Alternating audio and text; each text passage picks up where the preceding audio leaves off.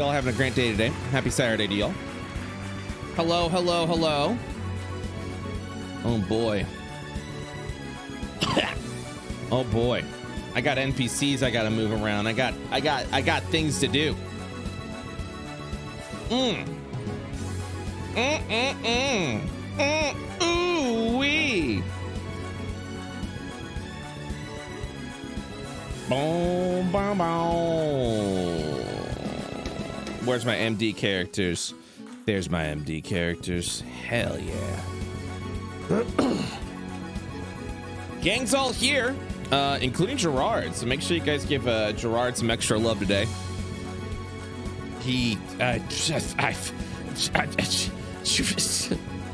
I'm glad Gerard's here, but man, I just want to make sure I'm perfectly clear. I didn't make him come today. I think he had a surgery yesterday, and he's got one on Monday. I think that's what his tweet said. And here he is, flexing up a storm, my boy. So give Completionist some love today, guys. All right, it's time. It's time. I'm ready. I'm ready to go.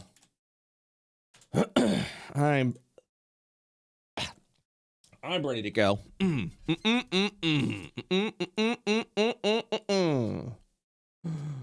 Hello, everybody.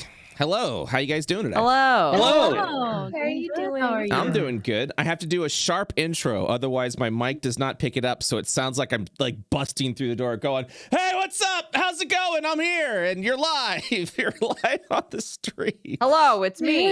Hello, it's me. Hey, how you guys doing? Acting like a streamer, honestly. Oh, shut the hell up, dude. Hey, what's up, gamers? What's up? How's it going? Miss Demeanor today. Today, 4 p.m. EST. Like, comment, subscribe.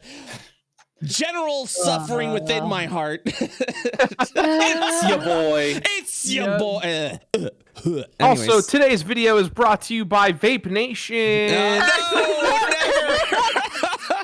Oh man, It's come back. man, I felt a little bad. Not really feel bad, but it's something that I have doubt in my mind is always about if I want like energy drinks to sponsor me, because there was one that wanted to sponsor IO, and I was like, I don't know if I ever want to like go into like caffeine, you know, and stuff like that. So it's always just a back and forth. But in the end, I was like, the money would be cool, but I think I'm going to pass on this, but thank you so much. So, because not trying to like tote about, you know, people shouldn't be drinking caffeine, but I mean, like, as I literally drinking 4 scoops of my energy drink just to stay freaking awake right now. But yeah, so one day we'll get that IO sponsorship, and it'll be a perfect product, whatever the heck it's gonna be. Fishing lures. Yeah, I was just gonna say fishing tackle. Thanks Fishing so tackle. much to tacklesrus.com for supporting IO. I would love, you know what I would love? Any water company that would like to sponsor me. I would be down for that. Anything with water. Company, yes. Yeah. Who's got like the best water? I've been trying. The best water. Not sponsored. Like, sometimes you get like bottled water and it just slaps. Premium water. Yeah, who's got that water that slaps, dude? Who's got that $12? Gross. Fiji water tastes disgusting to me, and I'm not sure why. Well, thanks, Interesting. Masae. I guess the Fiji sponsorship is now out the window. I'm not speaking for you. I'm speaking for me. Yeah. No, I got you, Brett. I'll speak for you. Dasani sucks. Oh, Dasani God. sucks. I got you. I'm literally at the meeting table. I just see Mr. Dasani and Mr. Fiji get up, grab their suitcase, and walk out of the room now. And I'm just like, no. We have eyes everywhere. Mr. Fiji is flying back to Fiji with his briefcase full of money. You know what? You know what water I enjoyed recently, and I really hate the fact that I enjoyed it because I know it's all it is just marketing. Liquid Death. I tried it. It's like, yeah. I was wondering about that. I saw that and I thought it was like alcohol, and I'm like, wait, it's just water, and it's so edgy. Yeah, that's it. It's an edgy thing that makes you look at it and go, what is that? Is that like an alcoholic drink? You're like, no, it's just water. They're like, that's weird. And then you go and buy it and you're like, wow, it's I've never water. heard of this. I saw it and I thought it at like the least it would be sparkling. Right. Well, they have a sparkling version. It's just water. Yeah. But something about drinking. What? It's got like skulls on it. Something about water. It's like it's a part of me. Water out of a can, something. It's premium. Something about drinking water out of like a tall boy aluminum can. You're just like, yeah, I like this, and I'm just so, and I hate myself that I'm just like, yeah, this is pretty good. It's just water. That's all it is. I know I'm falling into the marketing ploy, but it's murder your thirst. To be fair, aluminum cans are much easier to process after drinking than plastic bottles. So really, that. I didn't know that. Their website is intense. Yeah. I mean, that's just skulls everywhere. There's like violence and someone like shotgunning one. Yeah, I mean, that's just their whole marketing campaign. It's just like, what is this? You're like, it's water. R-rated like, yeah, water. R-rated water. Their slogan is "Murder your thirst." Yeah. Yep. Hey gamers, do you want to die via water? Drink this water. Oh my god! Die. This is the most punk rock water I've ever seen. Man gets chopped in half. Yo, what? Yeah, there's like, yeah, and then I think I saw the There's thing. eyeball nipples. What? Excuse me. There is on the. What? Look, I didn't actually go on the website. I was at the store. I saw it. Went, huh, that looks weird, and I got it. That's I didn't actually. Went to the website, and there's someone in a costume with literally eyeball nipples. Awesome. I'm not kidding. That's Fantastic. pretty cute. Guys, welcome to the sponsorship podcast. We're just gonna go down the weird rabbit hole of awkward sponsorships. Yeah, who else might sponsor this shit? I don't know. And listen, I'm always Look, I'm still working on that bong sponsorship. Let's get you a World of IO Nope. vape / bong. Everyone loves it. Pass. I'm good. I'm good. Hey kids. Nope, I'm out. I can't. Do you want to rip a fat cloud? Oh my god. When I'm out on the ocean, I take the finest bong hit. Oh no, dude. Dad! No, dude. That would be, honestly, would not be shocked if Leighton said that. Oh my god. Excuse me. Good lord. Hello. All right, we're in. We're in the game. Look at all these fine boys. Is this There's a quite a Smash few Bros fine boys. selection screen? What is this? Yeah, This is I was actually thinking about that when I logged in. I was like, oh, it's like a fighting game. yeah, the gang's all here. This is everyone that is currently in the IO campaigns. Oh wow. So, Shane will be in the campaign soon once we get to that point. So let me just go to just the roster there. But yeah, this is everyone. This is everyone. Like the gang's all here. As you see, Whoops and Strippin's elephants, they're dying. They got punched all around, but they're doing good. But yeah, this is everyone. So this is usually the screen I go to for the waiting screen, and also a friendly reminder to me how fortunate I am, how that so many people are allowing me to DM for them. So it's always a nice friendly reminder for me. Oh. Okay, so it's been a week. So we are going to do a very brief recap, because I think what happened last time is you visited. Before heading off to the Arcane Academy, you all decided to visit the city of Atlas using a teleportation spell, a teleportation ritual, rather, that Alis picked up while adventuring to the Chamber of the Eight. You all were teleported to the floating city of Atlas, the altered city of Atlas, which is effectively the city of Atlas, but in an alternate reality. In Io, in your reality of Io, Atlas was destroyed during the final confrontation against Div and Void by the fallen heroes, the God Slayers. In this reality, the heroes won, but at a price, specifically the planet of Io. So only a few cities remained afloat in the sky, and you were teleported over to there through an adventure sorry, my brain just stopped there. From a spell that Alis picked up when he was taken to this location. After arriving there, speaking with the blacksmith, Manda, the kindled lycanthrope blacksmith who had lived several lifetimes as a blacksmith, she has taken your requests, currently working on arms and armament that you have requested upon, and have recommended that you headed up to the High Chapel, where there has been power continuously tapped within the chapel itself. As you ascend onto the stairs, you arrived within the Chamber of the Eight.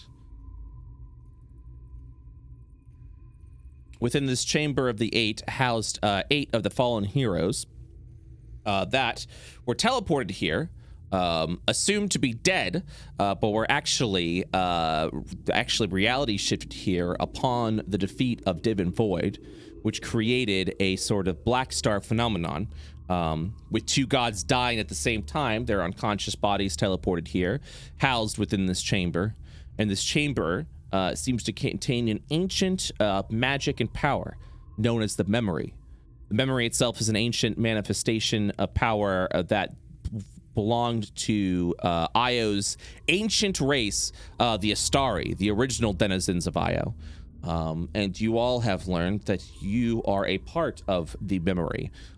Certain individuals essentially are connected by this magical ley line, essentially, that stretches across time and space, as the memory is linked to all of you.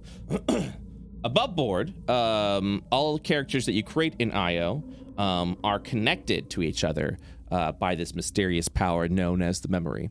So Alis is connected to the fallen hero Wazy, as well as your other offline character, Dodger, your lovely little instructor. Oh, yeah. So everyone can just sort of see that at that point in time.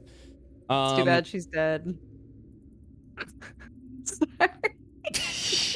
I was like, did I kill her? And I was like, oh no.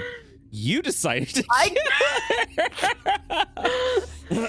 The dice killed her, Brett. No. Again, Yes. I will reiterate the story. Dodger went, yo, what if we all rolled for our other offline characters and just saw if they died? Come on, let's do it. And everyone was like, yeah, okay.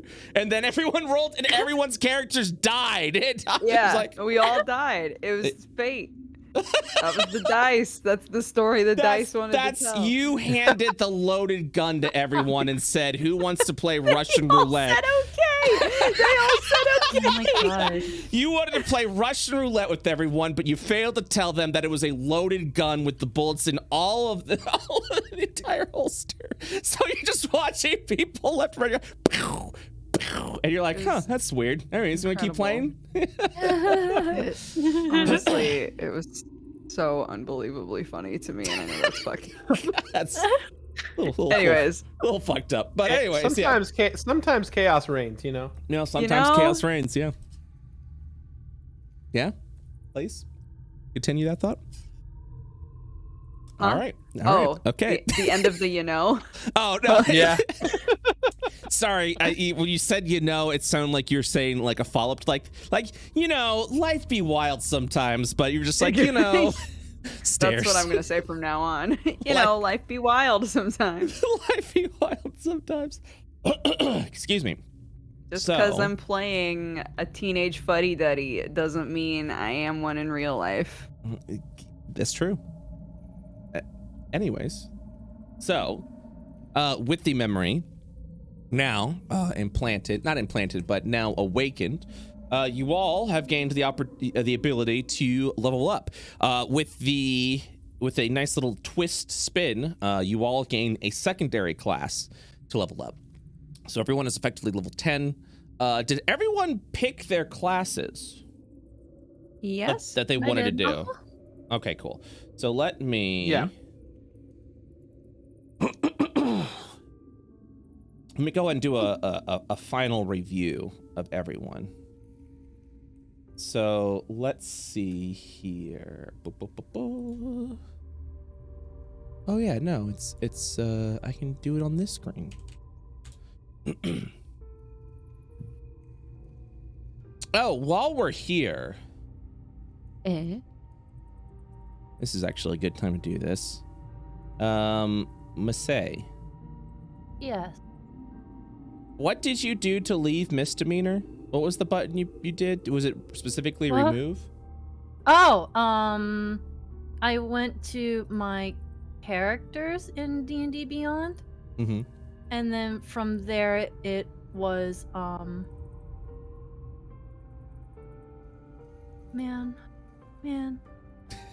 man, you're asking me this literally in front of everyone. Mhm, Now I'm like, wait, what did I do? You're staring at the ocean as a horse, just being like, man. Okay, yeah. I went to my characters, like my overall characters, and then there's leave campaign. I need everyone to leave the campaign. What? Okay. In which D&D campaign? Beyond? In D&D Beyond, yes. In D&D Which Beyond. campaign? The misdemeanor. Misdemeanor. So at D&D Beyond, specifically this one, Mm, I need everyone to leave the campaign. done. Do you just press that little minus button? No, you go up to the top right when you're in D&D Beyond, where it says your name.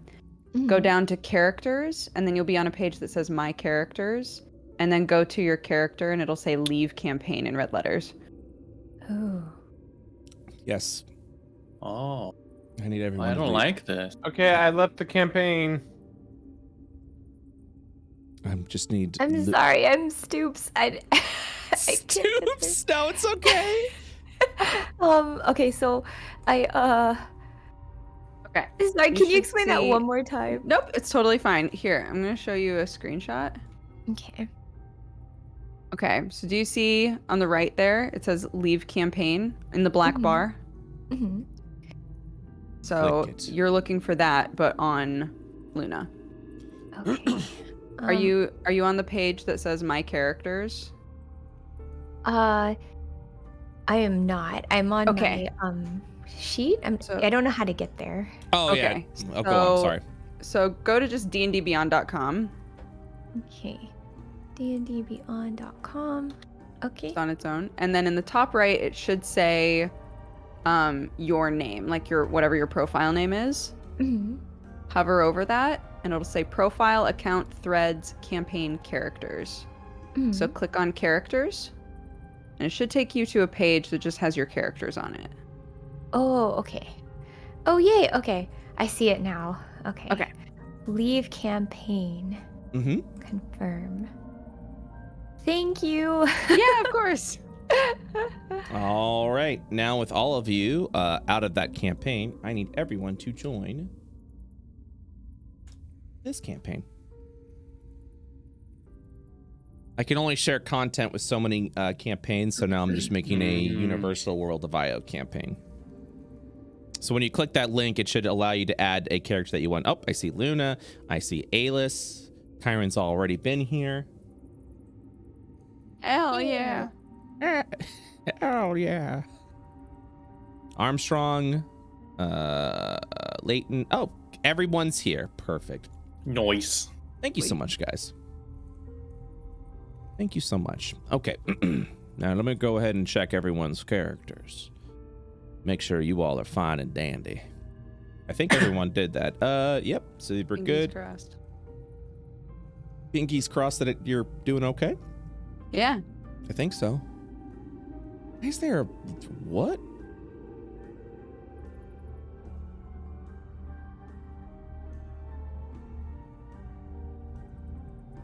I'm very confused. Hold on one second. What's wrong? There is a red one. There's a red 1 number that's like pointing down next to your character level dodger, and I have no idea what it means, so I'm just making sure that I'm making sure we're good. New XP. Weird. Yeah, I don't know why it's doing that. I mean, you should still be good. Yeah, everything says it's fine. Level 9, level 10. Oh, have you been using like experience? Oh, that's probably why. Oh, okay. No. Oh. Yeah, I don't know. Well, as long as your character sheet still says, oh yeah, it says your advancement type is experience. I'm gonna switch to milestone. Okay. Yeah, Weird. you're good. Yeah, you're good. I think it's because it was like, yo, you don't have enough experience for level 10, and yet you're level 10. This is bullshit. So what the fuck is that all about? Yeah, I think that's what TNT. Shut it down. I think This bitch trying to cheat. Yeah, I think TNTPM was yelling at me like, TM, she's cheating. I'm just like, dude. TNTPM is such a snitch, dude. Yeah, why you gotta be such a narc, dude? My God. Okay. So, why can't I mop? Weird. Everything okay? I can't. Oh, that's weird. I can't switch characters anymore. All right, it's fine. I'm just gonna do this. Maybe because there's so many characters in this campaign now, it won't let me switch between. All right. Inspection time. Alis, you're good. Armstrong, you chose. So Alis, first of all, you chose Paladin. Yes. Which is toit. Will you be getting any armor for yourself? I believe I'm gonna take Sterling's old armor because no one can wear it currently. Okay. Question mark? Was that the idea, guys? Well, that sounds familiar. So first things first, right? After you finish within here, is there anything else that you'd like to do? Any sort of like inspection or investigation or anything like that? Or would you like to depart the chambers so that you can return out to the city of Atlas, potentially to speak with Manda about any sort of equipment that you might need for your class? No investigations? All right. Not on my end. Okay. Would everyone depart back to Atlas then? Yep. Yes. Okie dokie. Then that is what you do. Loading everything. Bam. You have arrived outside back to the city of Atlas. There you see Manda working very hard upon the new remodeled immortal that Leighton has tasked upon her. Guys, it's a gunblade now. It also turned into 2 swords and 1 big sword. It's so cool. It's going to be so cool as you walk out. So a couple of things before we begin that we're still going through.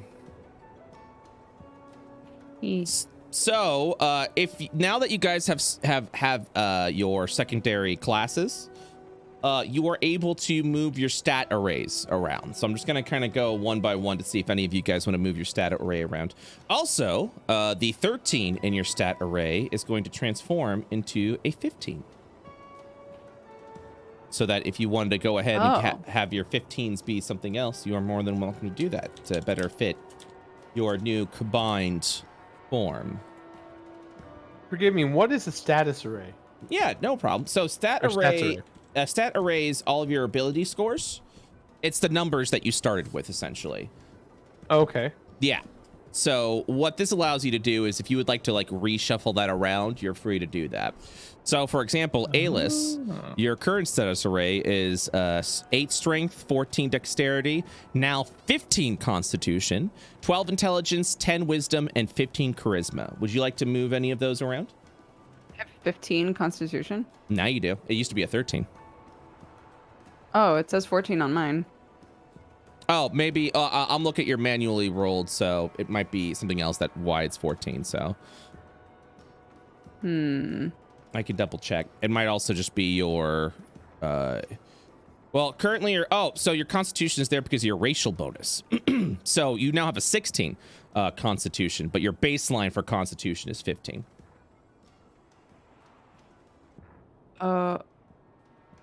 This says it's already with my racial bonus. It says my base score is 13. Oh, it's because you're looking at your character sheet.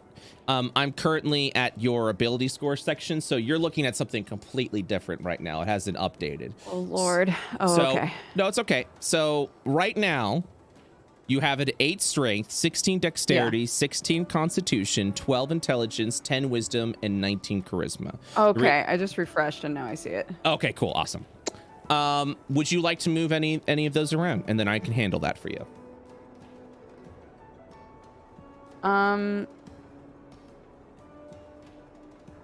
Hard. Can I think on it? Yeah, think on other it. People know what they want to do. Yeah. If you want to think on it, feel free. I set you over to a manual, so you can even switch it around if you'd like to. Just head on to your character builder. You're good to go. Move those numbers around any way that you want. It might be a good idea to write down your current standard array, because as soon as you change it to manual, yep, it resets your whole character. Yeah, well, that's what I'm doing. So that's why that's why I was like, I'll handle it. You're good, because what I do is I see what yours was before. Oh, and we just tell you what we want. And then I put it into the manual / rolled. So, Armstrong. I can reshuffle, and a 13 can become a 15. Your 13 has become a 15, which means your charisma is now a 15 or 16. 100% good with that. Okay. So, do you want to change anything else? I don't think so. Okay. Then you're good to go. I'm just setting everyone there so we can do the more custom array. I always wanted Armstrong to have more charisma. Well, he's a very charismatic fellow, isn't he? He's already so charismatic. He's got some good persuasion. But yeah, don't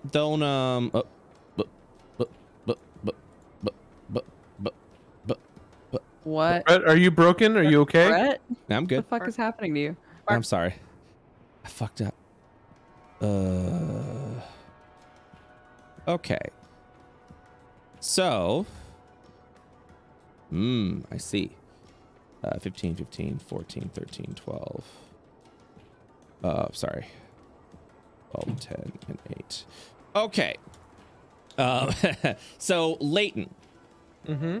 Of these stats, 15, 15, 14, 12, 10, and 8.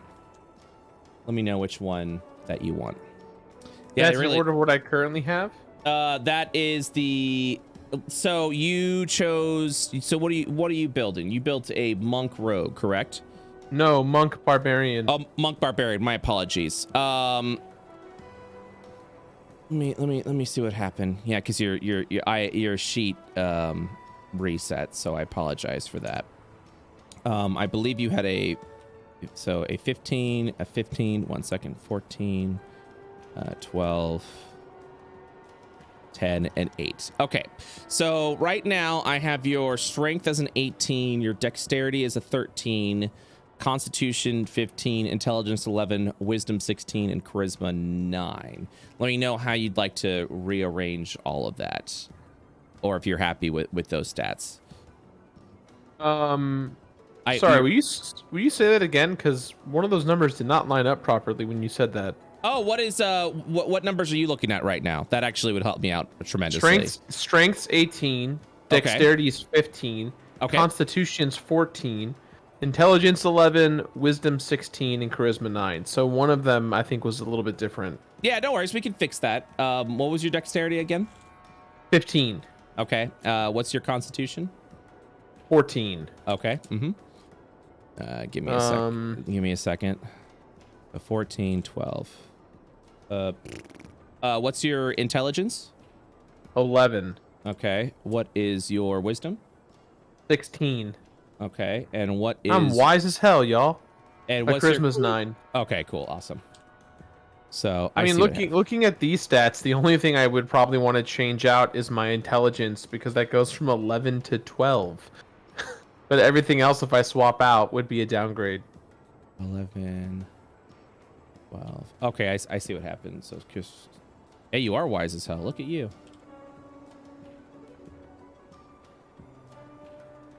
I'm looking at all your stats. So, wisdom 16, strength 18, dexterity. Is it like good if you go to the even numbers? Is that what you try to aim for? Yes, absolutely. Okay, 15, 14, 13. And I'll help you with that. You don't have to worry about that. So you said your strength is an 18 already? Yeah. And your wisdom is a 16? Yeah. And your intelligence is an 11. Yeah. Constitution 14. Mm-hmm. Dexterity 15. Yep. Oh, you already have a wild ass. Okay. Charisma 9. Yeah, the unfortunate thing is that me choosing Barbarian class comparatively to my stats doesn't really... Like, Do my much. stats as a monk are better. Yeah, except for intelligence. Intelligence going up by 1 would be good. I see what you're saying. So you're at 15, 15, 13, 14, 10. Oh, why is that? Wild. Oh, I see. It might have updated weird. Okay, so 15, 15, 14, 13, 10. Oh, you're 12 there. Okay. Oh, wild. Okay. All right. Yeah. I'm gonna leave it alone. Looks good. I know what I want to do. Okay. What would you like to do? I'm gonna swap wisdom and strength, please. Okay. Give me 1 second. I accidentally shook a window too hard and it minimized everything. So thank you, Windows. I thought you meant a real window. No. 15, 15, 14, 13, 12. Interesting. 1 second. All right. So your constitution actually drops to 13. I think something was wrong with your stat array. Are you okay with the constitution 13? Or do you want to switch your stats around, Gerard? I just wanted to change my intelligence stats. Oh, yeah. Everything else is good. Okay. What do you want to change? Your baseline intelligence is a 10 currently. Oh, really? Yeah. So let's see. Yeah, your two weakest right now is intelligence and charisma. Sure. So if I change my intelligence base, if it's 10, I change it to 12. Would you like to change it to 12? Well, I guess let me ask this. I don't understand what the swapping is. Are we just changing like your stats for stats? Right. So when you built your character, you built it with a stat array specifically to put numbers where your ability scores are. Now that you have a secondary class, you may decide, well, as a barbarian, it might be better if I have more constitution, or it might be better if I have more dexterity. Maybe dexterity isn't as important. I can just go constitution, yada, yada, yada. That gives you the ability to like build the class that you would like to build at that point. So you don't feel like, man, if I knew I was going to go barbarian, I would have put my constitution higher and had my dexterity lower. So your intelligence and charisma is already as low as they're going to go. Your intelligence and charisma are already the two lowest number in the stats. Right now, your highest numbers are put into strength and wisdom. Okay. With dexterity being the secondary highest. Constitution is your fourth weakest at 12. So for example, you mentioned like barbarians run on constitution, but also the unarmored defense I don't think stacks when it comes to monks and barbarians. So it does not, no. Yeah, so you're also okay leaving your wisdom there. So with that being said, you could, if you wanted to move things around, personally, I think everything looks good the way it is. The only thing I would recommend personally is maybe swapping your dexterity and constitution. In constitution, so when you say when you mean swap, you mean literally change like certain points, or actually, you know what, you're pretty good where you're at because dexterity also increases your armor class. So yeah, when I say swap, I mean the numbers that are there. So right now you have a 14 base 14, which ups to 15 in dexterity, and you have a baseline 12 into 13. I see. So your stats are good. If you're happy with your character, you don't have to touch anything. Well, I was gonna say, so let's take intelligence for example, right? My base intelligence is what, 11? That is correct. Okay, and if I swapped my when you say swap, you mean like literally just take like 11 and swap it with, let's say, my 16 wisdom. Is that what you're referring to? Yep, that's all it is. Gotcha. Okay. It's like, yeah, if a different lineup of stats is going to make more sense for both classes because you're not just playing one anymore, right? Correct. Mhm. So say for me, I'm my character had a -1 to strength, but I'm a paladin now. Paladins are supposed to like be weapon wielders. Mm-hmm. So in order for me to like create a situation where Alis could use a weapon, I needed to figure out how to up my strength. So what I did was I looked at, you know, what's a stat that I don't actually use that much, that, you know, it's not going to hurt me too much to swap it with strength and get even a little bit of a bonus. So now I have a +0, but it's better than a -1, you know, so. Understood. So, but for baseline, unless you want to do something wacky with your character, I think your character is good as is if you'd like to leave it alone. But if there's something that you would like to change personally for Leighton, we can do that now. understood. In that case, I think I'm fine where I'm at. Okay. And you're you're good, correct? I don't want you to be confused. I think so. Okay. Yeah, I think I'm good. I was confused by the numbers you put in the Discord chat, but then I realized those are the base numbers of what I already Those are the base numbers, yeah. As a human, you get +1 to everything, which is why you things don't seem to line up. Gotcha. And the numbers I'm giving you are more of a baseline. Essentially, I just want you to make sure that you're not.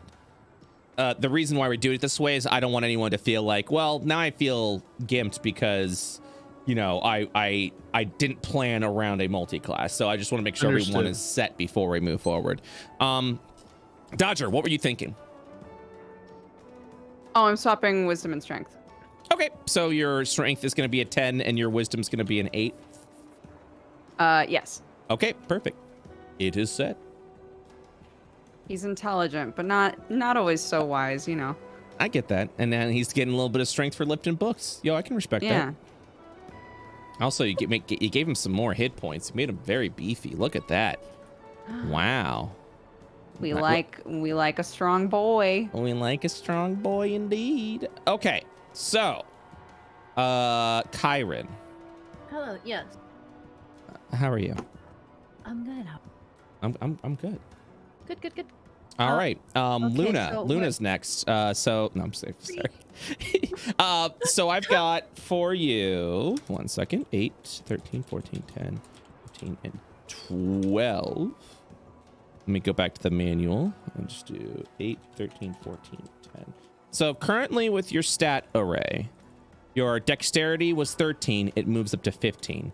Would you like to move anything around? Yeah. I want to swap Constitution Dexterity, so Constitution becomes a 15. Correct?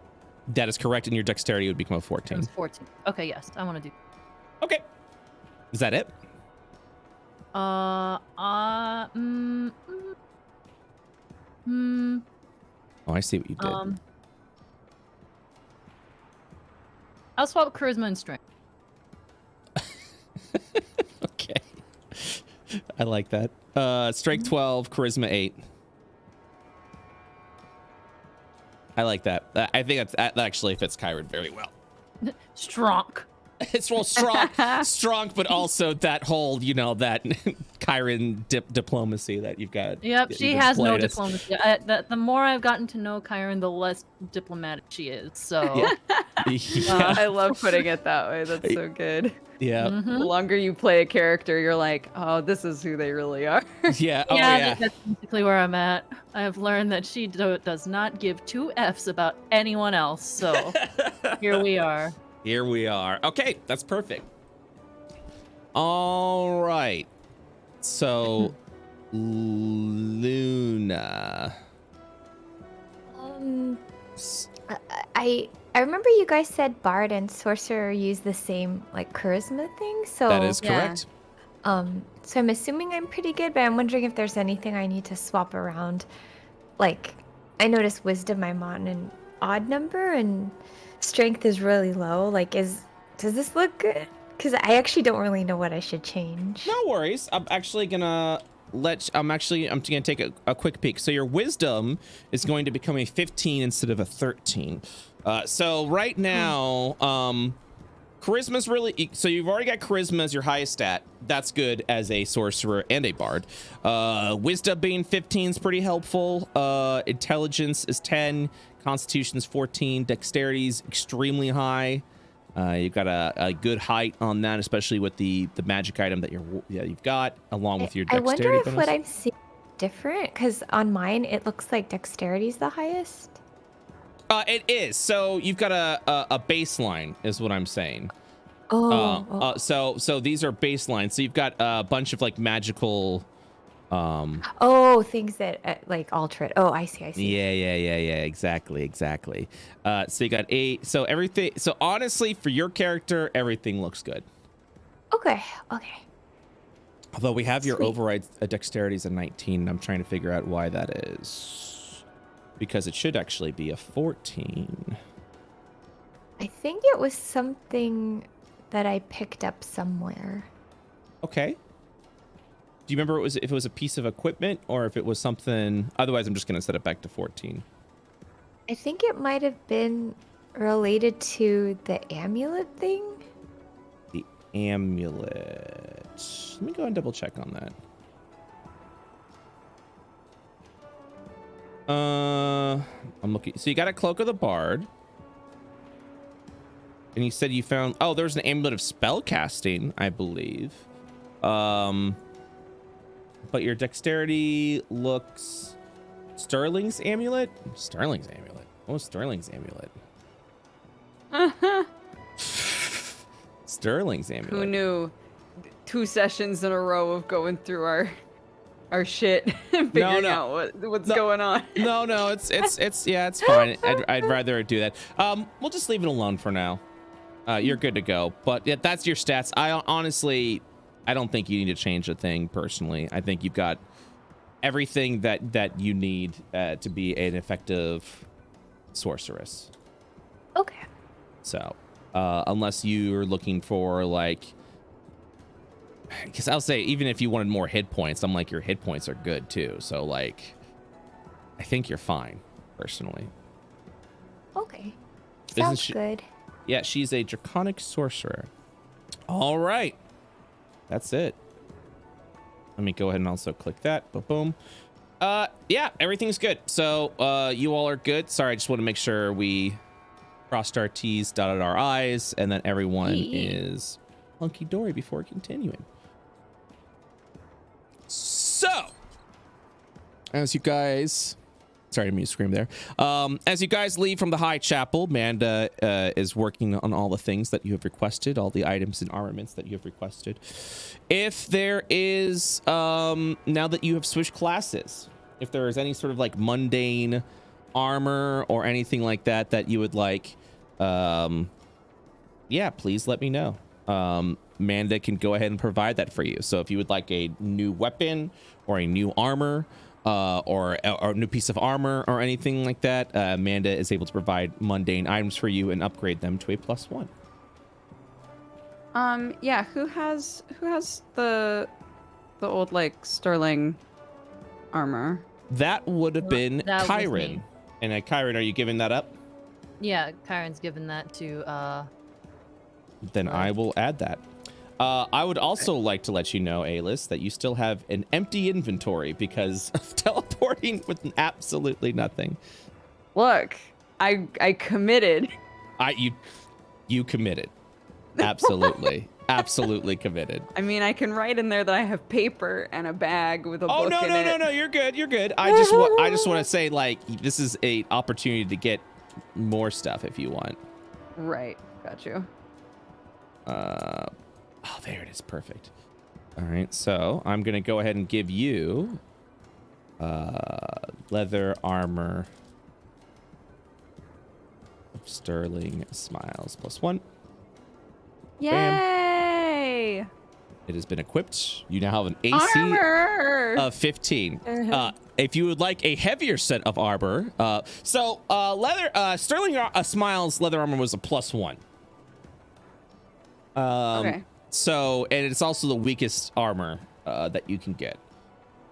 So you are able to get a stronger suit of armor from Manda, if you so wish. As a paladin, you are proficient in all armors. So you can go leather armor. You can go medium armor. I believe medium armor, the dex cap is 2. According to my sheet, the most that I can do is medium armor, even though technically paladins can wear beyond that. That's so weird. What? I think that it's taking I think it's just taking into account my stats and saying like technically by these stats you would not be able to wear, plate. Actually, that is true, because when it comes to heavier armor, you do need to have I feel like a base strength score. So that that makes sense. So you're able to get, if you'd like, better light armor from Amanda, or move into medium armor. It's entirely up to you. My goodness. I don't know anything about medium armor. I haven't played a tonk in a while. I would be happy to show you D&D armor. So here is the armor that you get access to. So for medium armor, so for light armor, first and foremost, you're wearing leather. A higher set of light armor would be studded leather, which would give you 1 more armor class, and Amanda is able to turn that to a +1 and use your full dexterity modifier, right? For medium armor, that's where you start getting into dexterity modifier limits. So even though you have a dexterity of a +3 modifier, you can only use up to a +2 when it comes to AC, but you can scale up a lot higher. So now you don't have to worry about 12 as the baseline. You can go up to as high as 15 with half plate if you want.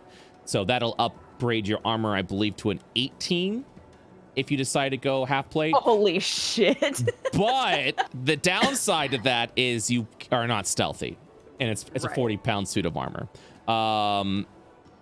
After that, that's where you start looking at like heavy armor, which you could wear ring mail, which sucks, and then everything else has a baseline strength requirement of 13. Okay. Yes, which you would not be able to wear it because it literally is too heavy for you, young man. Fine. I just need to roll on the wild someone magic table also again. mentioned you are now able to use shields, and that is correct. I am. That's true. And that would give you an additional +2. So if you would like, not to, meta game for you, you could effectively get an AC of 20 if you so wish. I can't see Alis using a shield. That's fine. I can make it a tome. But I can make it a thick metal tome that would function as a shield. Wait, are you saying that in this party we could potentially have one person who's holding, what was it, a dinner plate? A pot lid. A pot lid, and then one person who's just holding a really thick book that they watch it with? Yep. Oh my god. Absolutely. That's so stupid. Pirates. I love it. Pirates are the best. I literally have a member of the goblins using a magical mace that's in the form of a ruler because it belonged to a grandmother. Make your character view the way you wanted it to. Entirely up to you. The beauty of Dungeons and Dragons. God damn it. But Does anybody else have stuff that they want to do? Let me think about this for a second. Yeah, sure. Masay, what'd you say? Sorry, you sounded a little quiet. Why is this house highlighted? I'm just like, Oh yes. So that's one of the things I wanted to bring up to you right now. Oh, okay. That I totally forgot to do. Which I think I was going to forget to do. So thank you for reminding me. So, You're welcome. In the altered city of Atlas, this is the one thing I told the goblins. I'm going to tell you guys as well. Because it is uninhabited, you are free, if you would like, to claim a house for your party. We get the water fountain too. Mm-hmm. Well, yeah. So so the goblins claimed this area, so they're going to convert all this area. There's a house over here with a fountain. Ooh. That house. God damn it. All right. Sorry. There's a funny story behind that house. That house looks like it's been broken into. Oh. The door itself is shattered across the floor with ferns and torn up mushrooms up there. What? I have mending. Oh, I mean, you're free to repair it if you'd like. Do you go over to the house, guys, are we Luna? getting a fixer-upper in this alternate universe? It's Luna, gonna be our house. Luna, would you like to inspect the house? Yeah, totally. All right. So as you head on over to the house, it looks like someone's already claimed it, as there is already stuff inside. However, the unfortunate thing, as you're looking at the door, is that after the fact, it looked like someone broke into the door to try and get into the house, and then pretty much left everything alone and went somewhere else. So right now, all you see is a broken door smashed in front of it. Huh. And the rest of the house is okay? It's just the entrance that needs to be fixed? The rest of the house is okay, but it looks like there's some stuff already inside, specifically that of a druidic Somebody's nature. probably already living Our there. stuff now. Pirates. Keepers, losers. We got our first bit of pirating in a while, guys.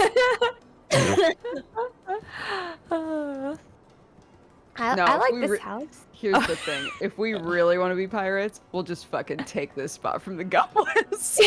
That's true. Yeah, Can we go to war with the goblins? Can we take that from them?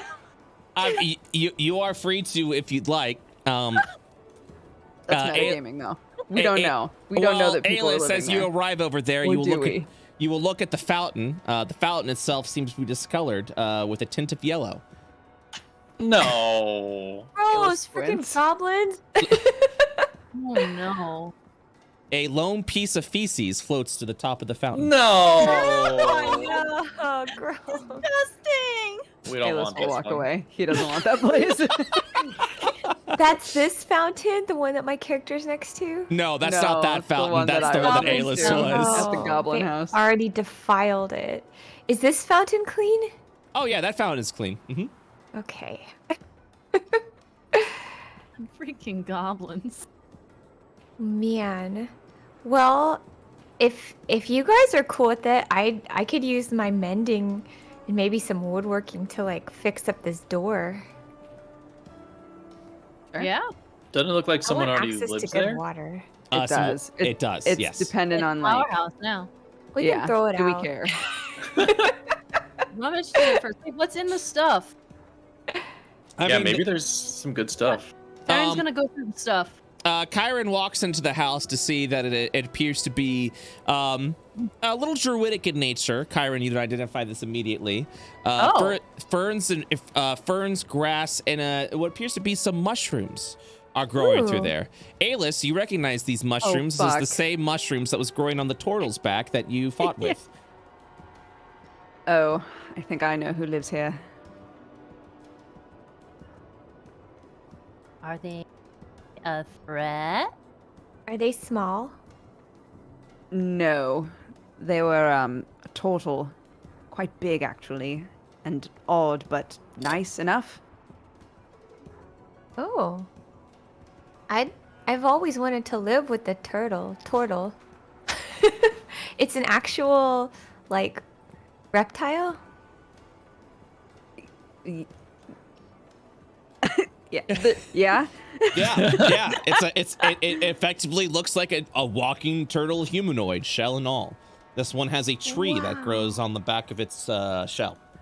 Dude, like a tortuga? That's Yeah. cool. It's a Pokemon. A little bit, yeah. Huh. Are they clean?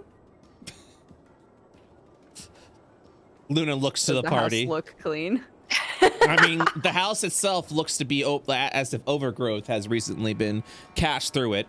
Like I said, the door has been broken in rather haphazardly. You would assume this was not done by the turtle itself.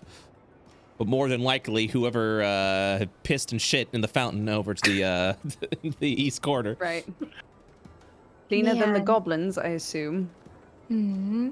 Well, I feel bad about kicking an old turtle out of a house. It looks like it doesn't. It doesn't look like he's gonna come back, right? Everything's all messed up. It definitely That's- looks like he'll come back. You are just coming to that conclusion.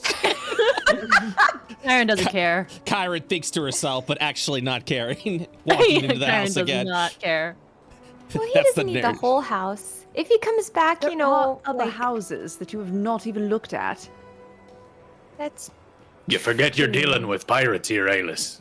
Do the other houses have a Just saying. fountain in the backyard? I did not see one. Oh, this one kind of does. As you look out the window to the You not house get that's enough also there. of water, all of you. We're literally on the water most of the time, and you're fussing over a fountain. You can't drink salt water. This looks like really good. Is this good water? Ace puts his face in his hands. That's not what they're for. Ayla, you don't Wash drink your out of it hands in either. them. The water is clean enough. Karen kind of piddles around in the water. She's slapping the surface. Mm-hmm. Oh, it's like a pool. Uh-huh.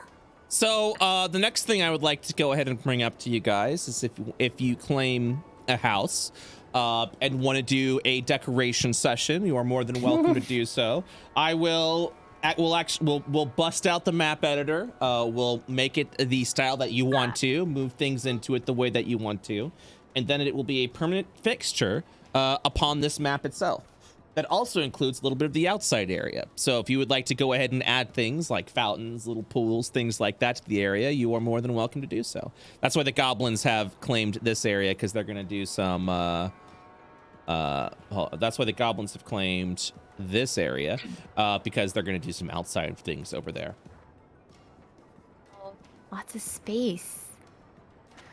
I like this house. Yeah, it's nice. There's like a lot to work with.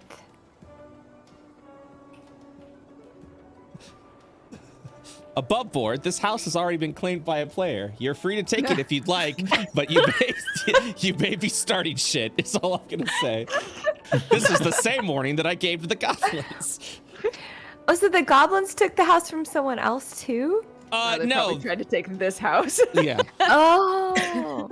Skagzax, one of the goblins specifically broke the door down to try and get into that house. That's why you see a shattered door in the front. I like it. It's nice. I can't believe Laura is the one that's like, yeah, let's just take the house. Ayla's will Got a walk away. little I'm not treat. helping you. Do this. Do what you want. I like it too. I think Leighton looks over at Armstrong. Leighton looks over to Armstrong and gives a huge deep sigh and just goes, "Kids." What about me or about Luna? For Pete's sake, it's already been plundered. What's the point? Luna's like swinging in the tree. She's like, yeah, this is awesome. Oh boy. Oh boy. All right. Oh, we claiming this house though? What are we doing? Are there any other houses that above board, Brett? Are there any other houses that aren't claimed yet? Yes, all of them. All of the other houses are All of unclaimed. them, except the two that we wanted. All of them except the two that we want. Because there was a fountain, but we can add a fountain, right? We can. That is Yeah, we correct. could add a fountain. But no, Oh, we need no, to the take house this. was Guys, is this just turning into Like Animal Crossing in a D&D campaign? It's that's D&D. It's whatever you want it to be, man. All these the ones other are all houses are stuck super cramped, and the only other one that's like on the edge is this one, and this one's next to the goblins. So Yeah. I like this one in the bottom left here. It's got like potential for like space around it if we want to add stuff. This is like such a sweet skydiving spot, though. Like, This is just overlooks. You can literally just walk to it. It'll be around the corner. amazing. Amazing. I have never seen such chaos from Laura before. It's astounding. That's amazing to me. Above board, we can choose whatever. I think for some reason Luna's like super fixated on the fountain and the tree in the Of space course, for some of course, reason. of course. I mean, so is Kyron. Kyron's like, druid mode, and this house is already druidified, so Yeah. She's stuck on the house too. I also feel like for Kyron, it's you already said you want this one, and now you're pissed that people are like, Yep, no, exactly, you don't. Exactly, He's 100%. like, yes, I do. 100%. Like at this point, just because people are telling her no, even if you guys choose a different house, she might just squat this one. Oh my god. Wait, I kind of love that. I love the idea of Qua coming back, and there's just a fucking like, there's a bunch Gremlin. more just druid stuff in there, because the likelihood is the next time he's here, we will not be there. Yep. He's just like, who put more druid stuff in me? They're just like unofficial roommates who have never met. Yeah, I'm gonna tell you right now that is 100% what's gonna happen because Kyron is having this house whether you guys want it or not. Okay. Amazing. Amazing. This is what happens when I give you free reign. Look at all the houses you want. I want this one. Oh, well, another player lives there. I want this one. All right, we'll see how that we'll see how that unfolds. All right. So yeah, if there is a house you guys want to claim, let me know. I will mark it for you. And like I said, this is not a requirement to claim a house, nor is the requirement to decorate it. But if that is something that you'd like to do, feel free. You guys will learn that Act 3 of this campaign is definitely extremely open-ended with the adventures and the things that you would like to do. So, and that is to prepare for Phase 3 of the IO-verse, which is definitely going to be all open-ended, built around player stories that an on-rails narrative. So it's we're trying a lot of new different things. So I'm very excited for it. Nice. Was there a house that you guys wanted to claim that I'll just so that I can mark it on the map? I am unbothered. Yeah, I'll go wherever. Above game, I like the idea of the bottom left. Mm-hmm. Or Does anyone else like that idea?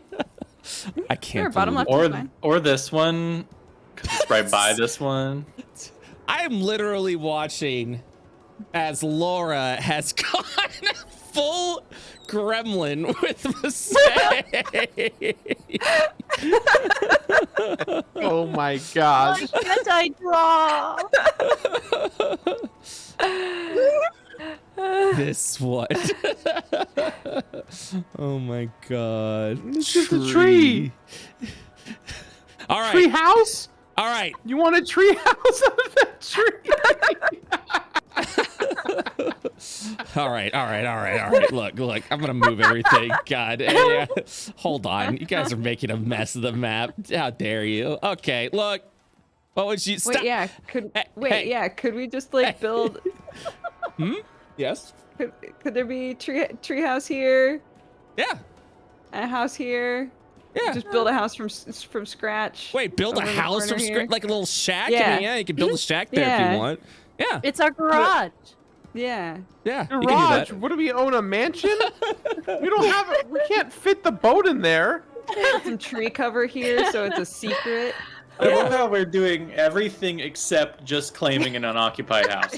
Like, let's steal one. Let's build a new one. Yeah, absolutely. You can do Let's that. steal one and build a new one and connect them together for a super house.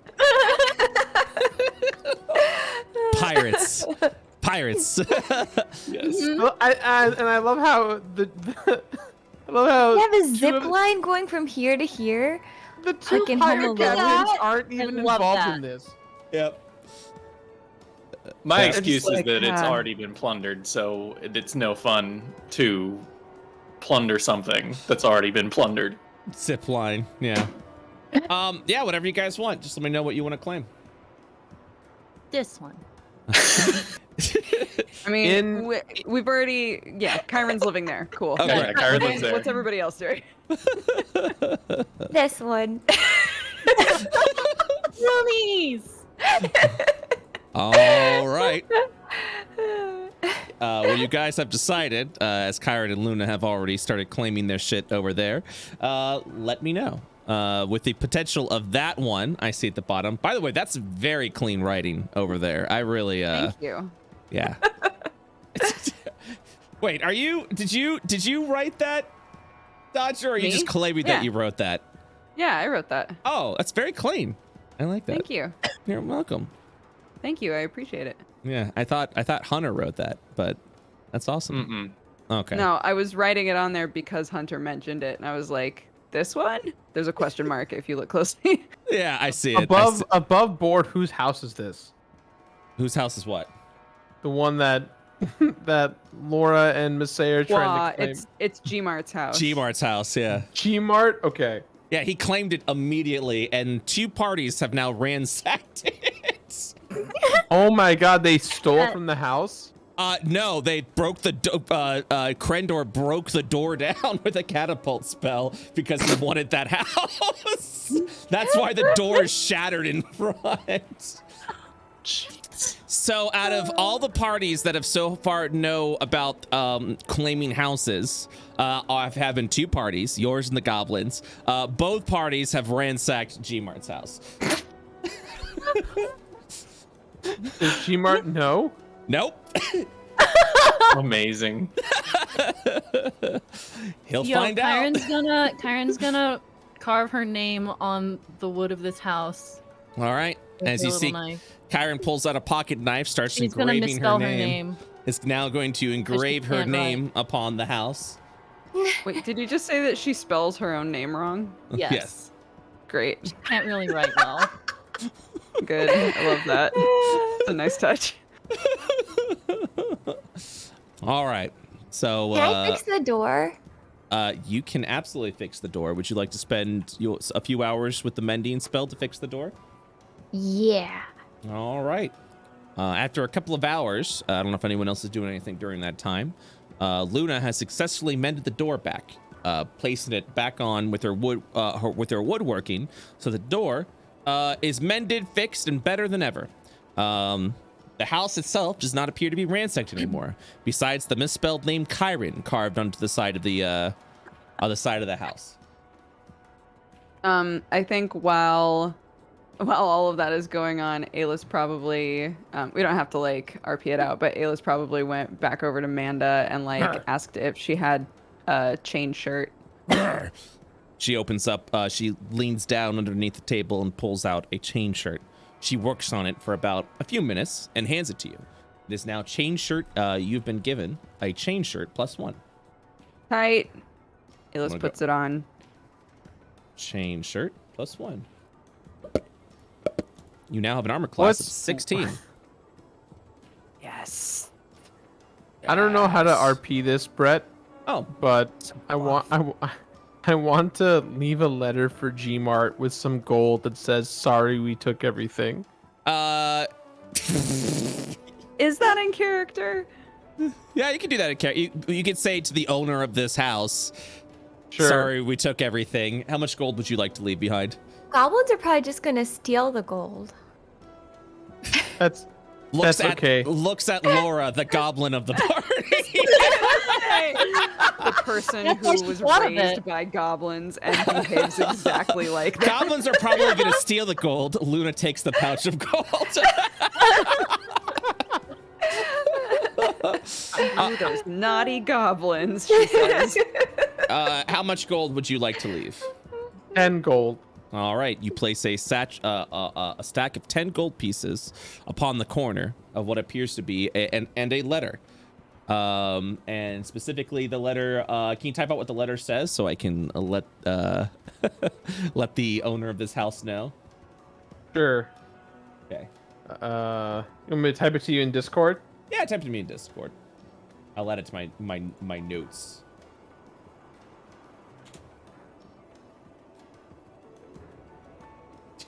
Dear homeowner. Dear homeowner. Oh, can I cast Distort Value on it to make it look like it's not gold so the goblins won't take it from the turtle? Sorry, I'm having a sneezing fit. Jesus. Repeat that one more time, Luna. Oh, can I cast Distort Value on the gold so that the goblins don't think it's worth anything and they won't take it? Distort Value?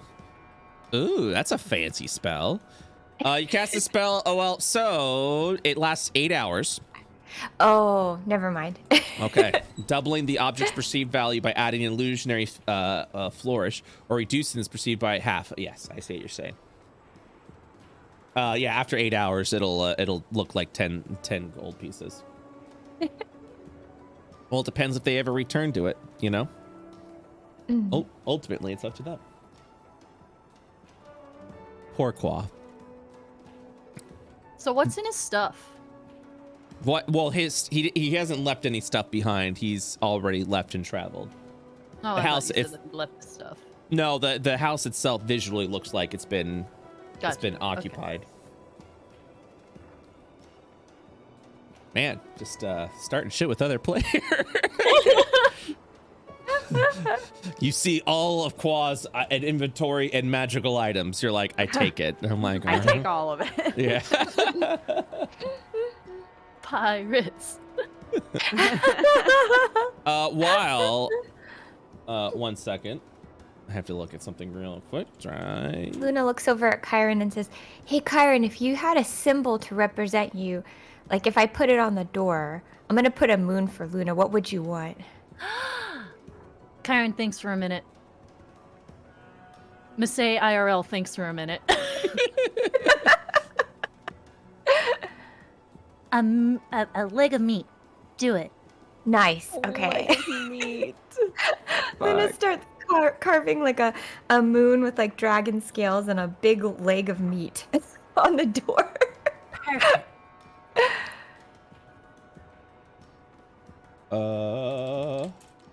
I'm done with my letter, Brett. Thank you. Thank you very much. Hard. In a barroom brawl with Oh my god.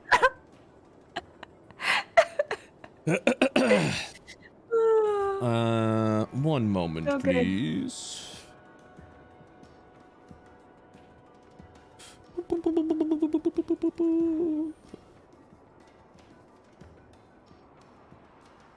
I am looking. Do I have a Radiance folder? Oh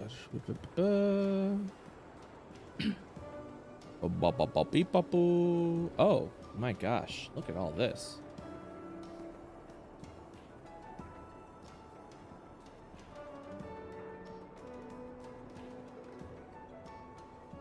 How do I do a strike through? I guess I do it like this. Okay. Sorry, I'm looking at something right now.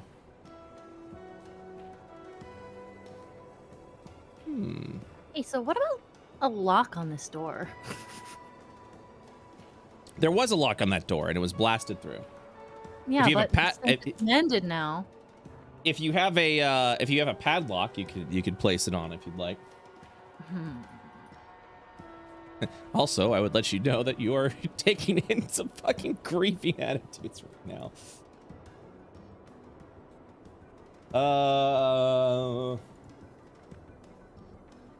Okay. So while you're writing the letter, Alis, you will actually see a board that is behind Manda. The board itself seems like a Sorry. No, what did you say? I was trying to double check if you said board or boar, like a pig. Oh, a board, like a bulletin board almost. Okay. Yes. The board itself has a variety of crude illustrations of a variety of creatures. You see one that appears to be like a troll, another one that appears to look like a hydra, one that looks like a giant toad, one that has a scribble through it that appears to be some sort of like mushroom man. Okay. And then another one which has an angry face over a lightning bolt. And one. It's all the symbols that people have chosen so far to put on armor and weapons. No, it's not. It's not. And then one, Okay. what appears to be some sort of like amorphous form. So, Manda will point out as she points over to it. I I've taken the opportunity to do some research upon your reality and your planet, since you wanted me to hunt for dragons. Is that correct, young boy? Oh, I believe so. I think that's on the docket, I suppose. I have also found some fearsome creatures that exist over on your planet that may prove itself useful to you, to an adventurer like yourself. These are individual creatures and foes that I believe house or hold a variety of special materials that I can use to better create your armor.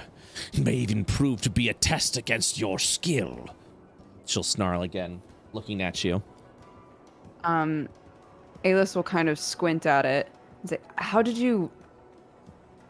Well, you accessed your other selves' memories? Is that how you do this? I have a capability of scrying.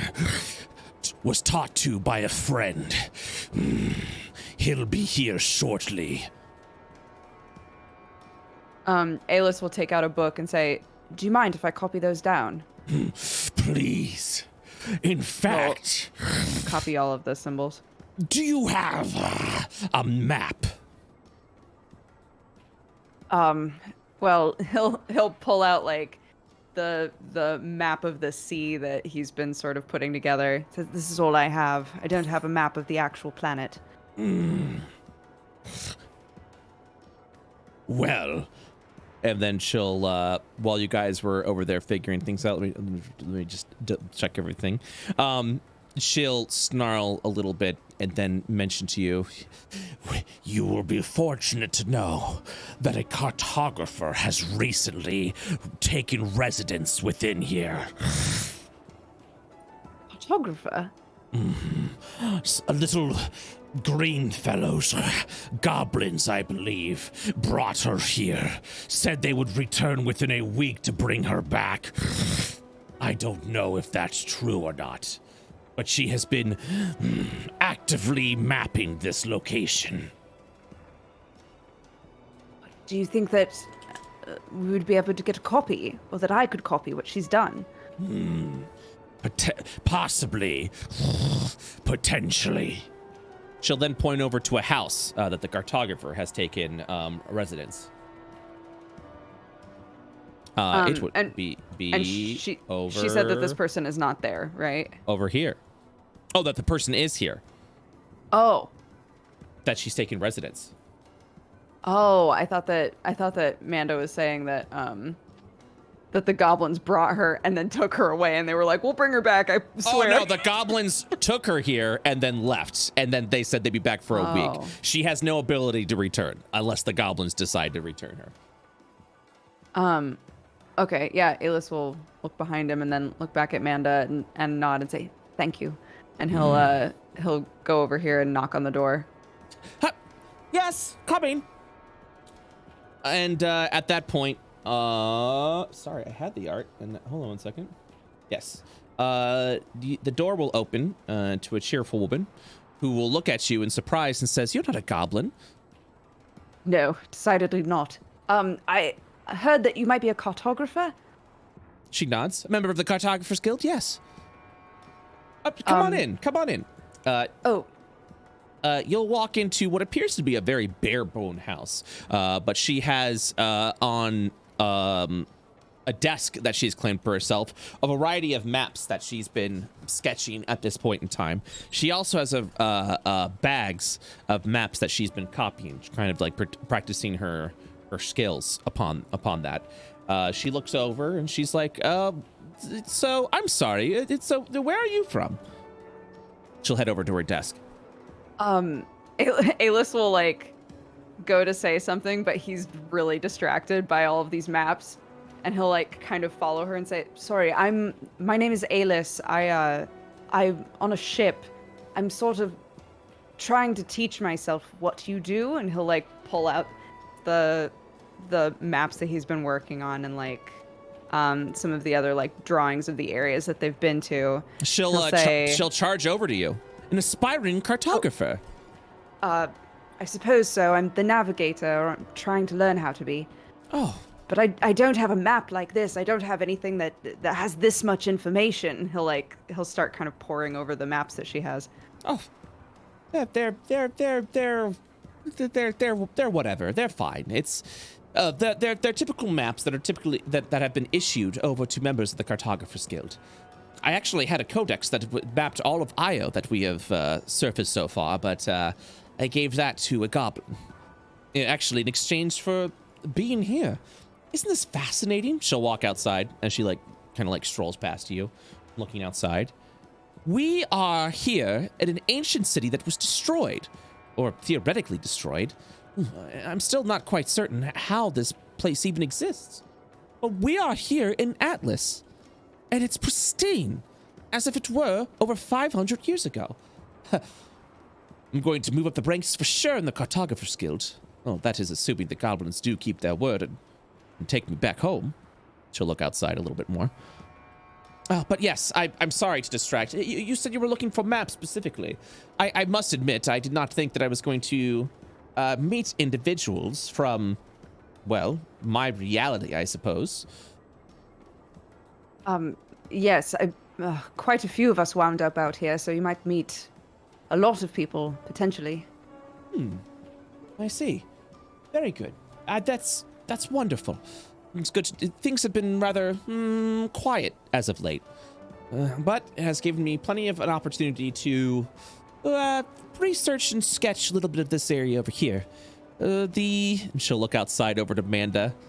The lycanthrope hasn't been much company. Very well. Come over here. She'll head on over to the table. So what kind of map are you looking for? I'm sorry, I don't have any more IO codexes, as that is something that is specifically issued from the Cartographers Guild to high-ranking members. She says so proudly. No. It's fine. I need to learn how to do this anyway. Just any information that I can have on... I've specifically been charting waters, so I don't have a whole lot of information about land masses or the distance between them. So you specifically need a map of some of the more explored regions. Yes, quite.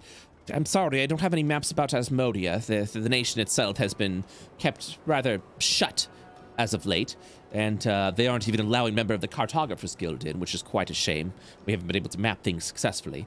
However, I do have plenty of maps of continental regions, specifically, and she'll look over at the maps that she has. I have maps. My God. Sorry. I couldn't tell if that was in character or not. Oh, yeah. Haha, wiggles eyebrows. It's supposed to be. Yes, here we are. Yes, over here. Yes, I've been grunting this entire time. She'll lay out some maps. I have maps. Funny enough, I don't do much sailing. In fact, all the maps that we have here were from other members of the Cartographers Guild that do enjoy sailing the seas. We haven't really been, honestly, mapping out the oceans as much. So that might be something that you'd be interested in. She then looks over at you. Aspiring cartographer, I suppose. How old are you, young man? 14. And, what kingdom do you hail from? Oh gosh, which kingdom is it that Brisbane specifically is where the Arcane Academy is located. Right. I've spent most of my life in Brisbane. Ah, a fellow Brisbane citizen. I too hail from Brisbane. Good to meet a fellow Brisbanian.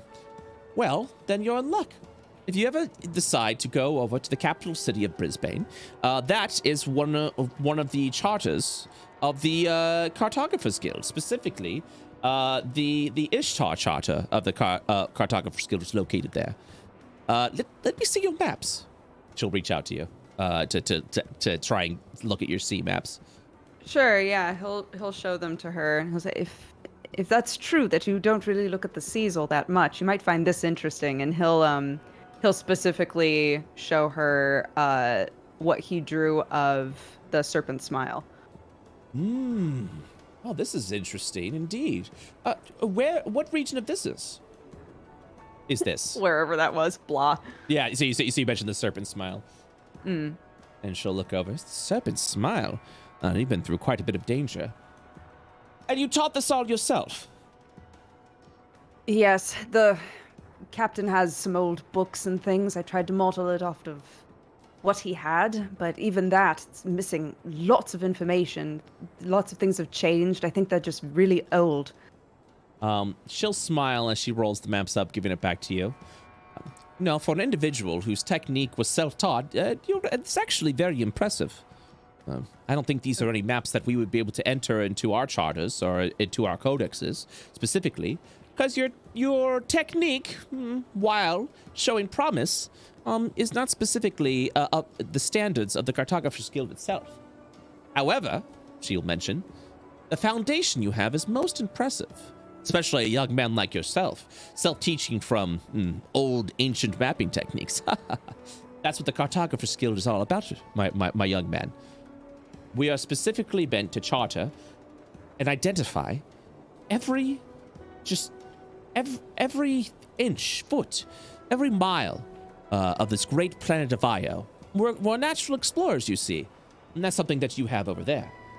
And then she'll think to herself a little bit. Yes, I think I will.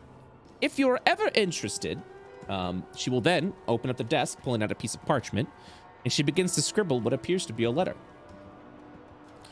She rushes it and signs it with her signature, pulling out a signet ring, and heating up some ink. Oh, this will be just a moment. Obviously, if this is what you've decided, she will then press the signet ring into the ink, and then apply it both to the piece of paper, rolling it up, and then applying it again to seal the letter. She will then hand it to you. Oh, thank you. This... what is this exactly? She smiles. My recommendation. If you wish to join the Cartographer's Guild and learn the cartographer's technique specifically of mapping, if you're ever in the capital city of Brisbane, hand that to the Guildmaster over in the Ishtar Charter. That should be enough to get you in. Oh, and she'll then give you 25 gold pieces. That should be your fees that will allow you entry as well, if you are interested. And then she'll smile at you. This is very kind of you. Thank you. As mentioned, your maps are most impressive, especially of sea charted areas. I would be most curious of how you handle your adventures over land and how you would map that.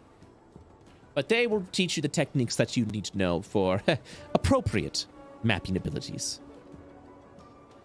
You show promise, young man. Thank you. It's very kind. And at that point, she will look over and shake her head and go, "Ah, yes, of course. You were interested in maps. Now, I do not have the as mentioned before, a codex. I sold those to goblins to get here. But I do have maps of 3 continents. These are the 3 most explored continents that we know of, as other regions themselves haven't really entered into the trading circle of folds. There's a lot of areas that have been closed off, either for dangerous reasons or not necessarily part of the Grand Alliance, so to speak. But I will give you these 3 maps, free of charge, of course, for an aspiring cartographer like yourself. And she will hand you 3 maps, specifically of the continent of Ishtar, Kathos, and Atropa. Right. Thank you very much. This will be very helpful. And she says, is there anything else that you'd like? No. I expected to haggle with you quite a bit more, but you've been lovely. Thank you very much. Well, I have been known to be a bit shrewd with my haggling. However, I have a weakness for aspiring cartographers. Good luck out there, young man. Alis will smile a little and nod and say, thank you. And he'll put everything in his bag and leave. All right. So after that, she will continue her work. You all will see Alis walk out with 3 rolled up maps. Alis is beaming, like, look, dads, I got maps. So I thought I heard something about hunting down rare, challenging monsters for rare treasures, and then you ran off into this house over here. What do you have there, Alis? Right, that's why I grabbed these in the first place. I actually forgot. Need a new friend? He'll like, yeah, basically tell them everything that he wound up with. So apparently, Manda has scryed lots of different huge or powerful creatures, specifically also dragons, I suppose. So with these maps, we might be able to pinpoint sort of where they are, at least if they're on any of these continents.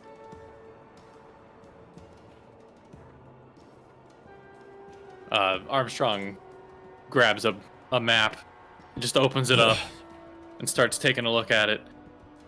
Is it like super like good quality? Oh, it's very detailed. Maps made by the Cartographers Guild specifically is for the highest quality of maps, so that they can identify precisely where key locations in Io are. So the maps that that you are seeing currently show just general land masses as well as kingdoms, important cities, things of that nature. Leighton, take a look at these. Some of the finest maps I've ever seen. Who made this? Oh, wait, did I get her name? Sure did. There's a cartographer who lives in that building back there. What is she doing here? Goblins brought her, apparently. She's very excited to be in a weird pocket dimension. Ah, so she wants to stay here. He'll nod. And yeah, looking at the maps again, he'll say, she also actually recommended me for Cartographers Guild so I could learn how to make better maps like these. A cart what? It's essentially a guild for people who chart the world. Ah, a map maker. Yes, a map maker. That ought to be useful. I was going to say maybe she should join us, but it sounds like you're primed to do that for us, boy. He'll smirk. Well, apparently, for someone self-taught, I'm very impressive. Aye. Leighton, like, goes to, like, pat Alis on the back, like, comfortingly, but, like, doesn't realize how strong he is and, like, kind of accidentally shoves Alis. Yeah, Alis will, like, really try to hold his ground and fail and stumble a little. I have total faith in you, boy. I'll do my best. At that point, you will see Manda look over, snarling at you. Did you get the maps? He'll nod and take them out. Bring them here. He shall. So, you go over and bring the maps to Manda? Yeah. All right. So Manda unrolls the maps and says, All right, this is perfect. she will pull out from underneath the table what appears to be a golden quill, like a golden pen. The pen itself is translucent, with what appears to be the ink seems to be swirling galaxies from within, as you see speckles of stars and novas and things of that nature within the pen. She will, at that point, dip the pen onto her head, as you will see a string of spiritual ethereal energy dip out of it. She will then sort of like scribe upon all 3 maps. As the maps themselves begin to illuminate, with a golden hue as the maps themselves begin to sort of appear as if they come to life. The art itself just begins to sketch all around. As she looks over to the bounty board, she tips a pen to the bounty board and then places them back on the maps themselves. You will then see those pictures now inscribed in certain areas of the maps. And she will then look over at you. If you are ever interested in hunting these creatures, this maps will guide you to over to where they reside. These are very, very dangerous foes, but should provide you a boon of power, as well as materials that I can use to improve upon your equipment. She will hand you the maps. So when we take them all out, can we come back for a refresh? She looks over at you. There are plenty of dangerous foes that always roam upon your planet of Io. You're always welcome to come here to see what myself and my friend identify. Huh. Karen puts her arms up and requests a piece. She looks at you and it's just like... looks at Alis. What is she doing? I believe she wants you to pick her up like a child. She shrugs and just reluctantly picks you up. Your face now facing her face. She'll look over at you. Karen beams. She has attached Amanda. Because she is Wolfie. Is this what you wanted? Karen nods. I'm gonna put you back down now. Okay. She puts you back down. I'm gonna put you back down. She will nod and look over at Alis once again, along to the other two pirates, and say, if you wish to embark upon this, currently, from my understanding, the goblins are facing off against a rather fungusoid foe, wanting to test their own powers. I wish you luck in wherever you wish to adventure at this point. So, above board, Io, just as plain as I can be, houses powerful creatures that are essentially dangerous boss fights that you all can engage in. These are all entirely optional, but completing these boss fights will allow you to level up your secondary classes, as well as gain magical items and armaments, specifically from their own individualized loot tables, as well as materials that you can use to improve upon your equipment. As mentioned again, they are all entirely optional. None that you are required to do so, but if you do ever wish to engage into one of these creatures, against one of these creatures, you let me know, and the next session will be dedicated specifically to fighting that boss. But it's entirely up to you when you guys want to do these. These are creatures that will refresh upon themselves once every real life month. Interesting. So if because they are essentially dangerous foes, they are not unique foes. They are rare creatures that continue to be spotted by Manda and this mysterious friend's scrying ability. So that is entirely up to you what you want to do. So currently on the bounty board, if you do wish to engage, first of all, let me go ahead and ask, are you guys interested in engaging in a bounty now for the next session? Not now, but in the next session, or will you be continuing with what you're doing first before you engage? Oh my gosh, we have so many things to do right now. Yep. Entirely up to you how you want to handle it. Was there a dragon in there? The dragons have not been spotted. Amanda needs additional time, but more importantly, assistance from her mysterious friend. Yeah. So like character story wise right now, we have the heist and we have Armstrong's soul. Mm-hmm. Yeah. To deal with. We have the the fight against Wazy. Mm-hmm.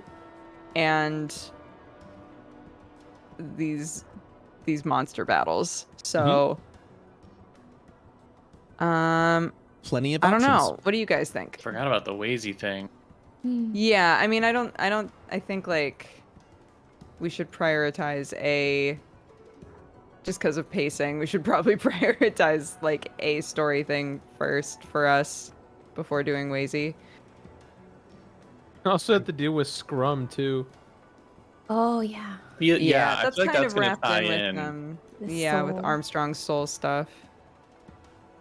I mean, I definitely want to do all these monster bosses. I know, like, me too, it sounds so Yeah, cool. I would like to fight them. Do you guys enjoy the fact that you have a lot of choices? Yes. Yeah. Absolutely. Okay. It takes a bit of brain power and figuring out. Of but, course, like, of course it does. Yeah, but I just want to make sure that you guys are. The fact that it's a D&D campaign that just has a shit ton of choices that you guys can do. That's something that you all are enjoying. Sometimes I worry that we don't have enough time to get it all done. Yeah. And you're gonna be like, well, phase 3 is starting, and you never figured out Armstrong's soul, so tough luck. And I'll be like, shit. So it is fair to say, because of all the options that you have, you will never have enough time to complete all of it at that point. So that is a valid concern. But as long as you guys understand that, and I've said this several times now, IO is not on rails, so you are all free to do whatever it is that you wish to have the most fun with. Specifically, I'll never be like, hey guys, can you go ahead and continue this line of stories so we can move things along. You're always free to do whatever you would like to.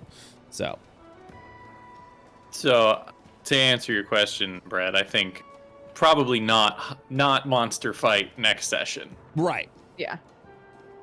You will be. Question. Yes. Does it have to be on a Saturday session that we tackle monsters? If you guys would ever want a bonus session to fight a monster, and everyone is available for it, I'm always willing, because I do have other. Because I do. Essentially, my D&D slots are 4 p.m. EST and 7 p.m. EST Monday through Saturday. And as long as there is not a campaign that is occupied in that slot, I can always pencil you in for a boss fight. So that would be a good way that we could like do the story and also get some goodies along the way, I suppose. Yeah. Yeah, that's very true. Mm-hmm.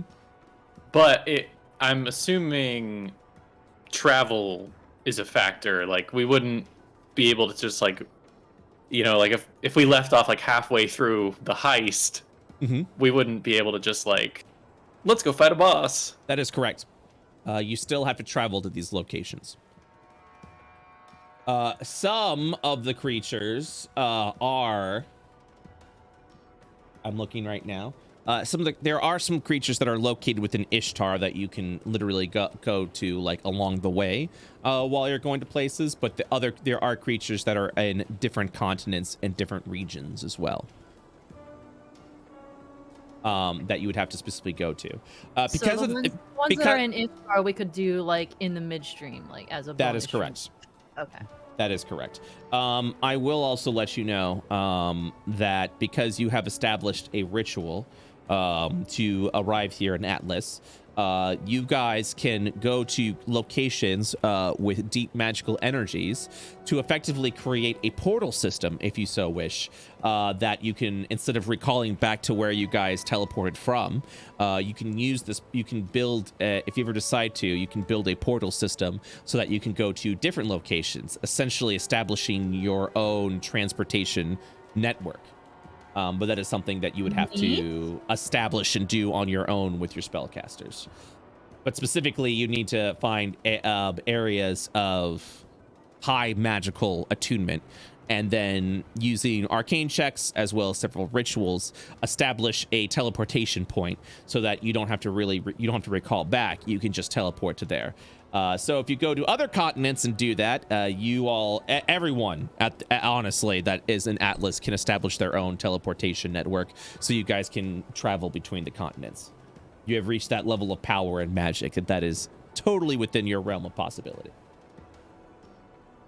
Ooh. Yo, that's real cool. Welcome to Io. Oh, also fishing. Also fishing.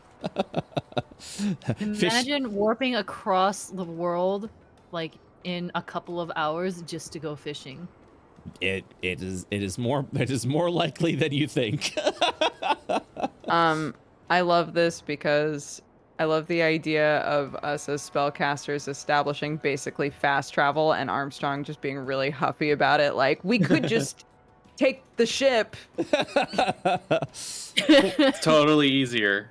Well, I mean, there are definitely still sea things that you need a ship to go to. The Serpent Smile itself, if you ever wanted to venture in there, for example, would need a ship. There would be no way to teleport into the Serpent Smile with how wild that area is. So, I will let you know, since you've encountered the Kraken, if you ever manage to kill that Kraken, you would effectively neutralize the smile. Oh, someday. Someday. But it is extremely like it is a very difficult thing to do. It is not a typical boss fight. And you're like, and now the Serpent Smile is gone. At the end, you're effectively fighting like a Deetic level creature, trying to kill it. If it's powerful enough to create an entire storm pattern, you know what I mean? So, just another thing to add to the list of things that you can do. Good stuff. All right. So it sounds like for now we'll just go back where we were. Continue there. All right. So you're gonna recall back at that point. You're done. Yeah. You're done with everything here. I think so. All right. Perfect. You didn't read my letter, Brett. I did read your letter. I just didn't read it out loud. Do you want to read it out loud to everyone? Yeah. Okay. Okay, buddy. I just saw it, nodded, and I put it over the notes section for whoever ends up reading it. But I can read it out loud. I can totally read it out loud. I can read it out loud if you want me to too. Whatever you want, man. Hey, man. Would you like to read it out loud? Would you like to read it Go out loud? ahead and read it, Gerard. Go ahead and read, Yeah. Gerard. Floor's all yours. Steal your thunder. Yeah, floor's all yours, buddy. I could use Alis's proofreading. Yeah. Go for it. All right, everyone, gather around. I wrote a note for the homeowner of the home that we're going to be taking over. Dear homeowner, we have taken your house. Some of us are sorry, most of us are not. Here's some gold. Again, sorry, not sorry. If you want it back, you are more than welcome to challenge me in a barroom brawl. With respect, Captain Leighton Beardthrone of Lady Luck. Aye, sounds like a fair deal. Aye. Can I add something? Sure. No. He said sure already. The chair over to Alice. And she will just scribble. Hold on. It will literally look like this. Wait, shoot. Wait, let me. It will literally look like. Right. What? What are you doing? What is this? Mine? Mine. I That'll told be- you not to let her write on it. That'll be signed at the bottom. All right. I guess that's true. We all should sign it, maybe. Well, no, I signed it. It's my letter. I have now applied that to the letter where it says mine in horrible, horrible ink. Kyron will cackle to herself. What am I looking at? Then on the letter you see we like We like turtles. turtles.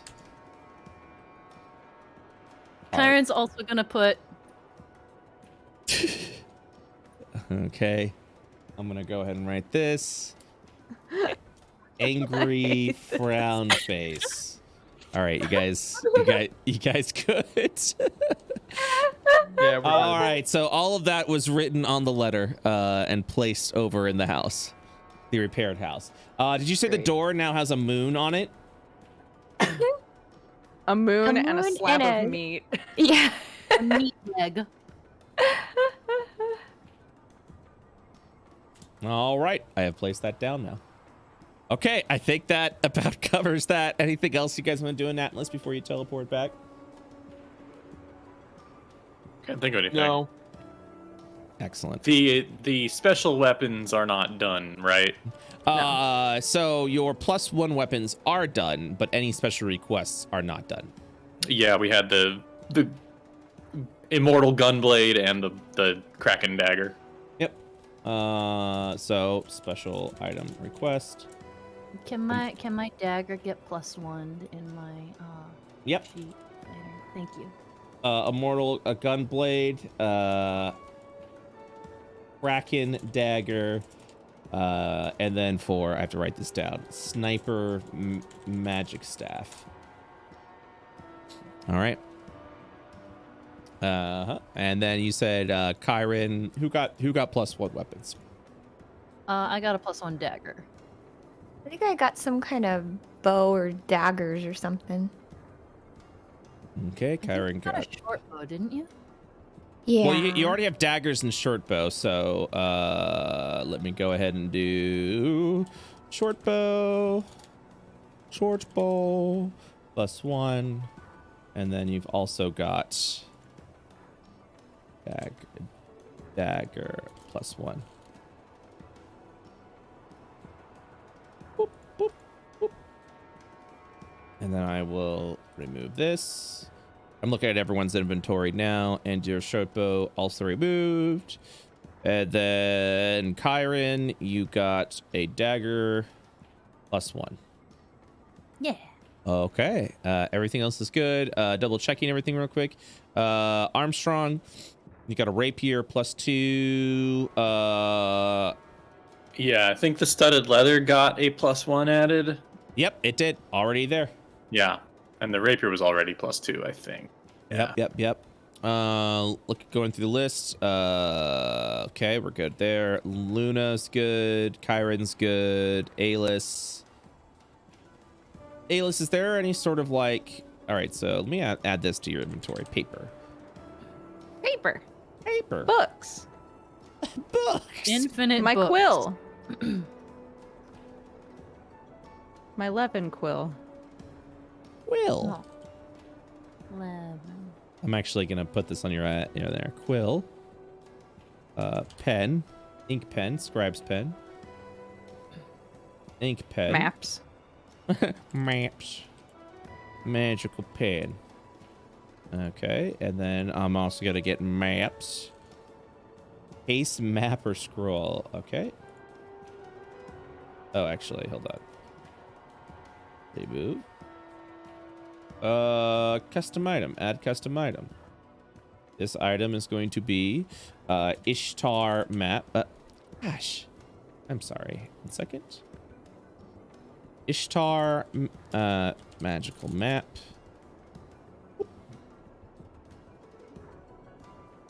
It's going to be, I don't know, 2 pounds. It's going to be thick paper, right? Is that too thick? 1 pound. I don't know the pounding of paper, if I'm being totally honest. Same. I just don't want to embarrass myself. Etropa magical map. And I'm just, you know, you had such an empty inventory, so I just want to make sure, you know. I appreciate it. I want you Look to at feel this. fulfilled. Wow. Look at all these things. Yeah. All right. Like you just like book. Oh, there it is. Yeah, look at that book. I'm gonna go ahead and add 10. Hell yeah. All right, that's 50 pounds. Is that okay? Yep, that's fine. If Okay. ever, this is how he got buff. This is why he's suddenly at +0. All right, you're carrying 81 pounds of equipment now. Excellent. Great, wonderful. God, there you go. Look at that. Look at that. See, canonical. I like it. I'm looking at all this. I absolutely love it. It looks great. Okay, so you will depart. You're heading over to the Arcane Academy. Is that correct? Yeah. Yeah. So we probably want to, if we're doing some library research type stuff, we probably want to do that before we do a heist, because when we do the heist, we're probably going to want to like leave. Well, Okay. see, In a hurry. That's like the sticky part, right? Is like we don't necessarily want to like be standing out doing anything there. Okay. True. So, first off. Boop. Boop. All right. So you're teleporting back. So the following will happen as you guys are traveling, and then I'll let you guys decide what you want to do at this point. Boop, boop, boop, boop, boop, boop. Ah, there we go. Perfect. I knew I had sounds for this. So, for those, as a friendly reminder, what the Archmagister and head of the academy said, that they were just about to close the academy. So the academy itself it was going to be in the process of people, finalizing stuff, finishing stuff, and then leaving, essentially, leaving and departing For an investigation, quote, to investigate. Yeah. So you do manage to go snag an airship, one of the last final airships that were heading over there specifically to begin to transport people back to Brisbane, as well as the other villages. With your connection with the senator, you would have been given free boarding, essentially, onto the airship itself that would be traveling to there. Would you take that as your travel? It is the fastest way to get to the Exodus Academy. Yes? Probably. Yeah, I'd imagine so. Well, I don't see why not. Yeah, I would think so. okay. Then that is where you guys ended up. After teleporting back, you would have been guided over to the airship, the private airship station, and would begin your flight over there. So, this airship specifically is a sort of a luxury cruise, a luxury cruise line.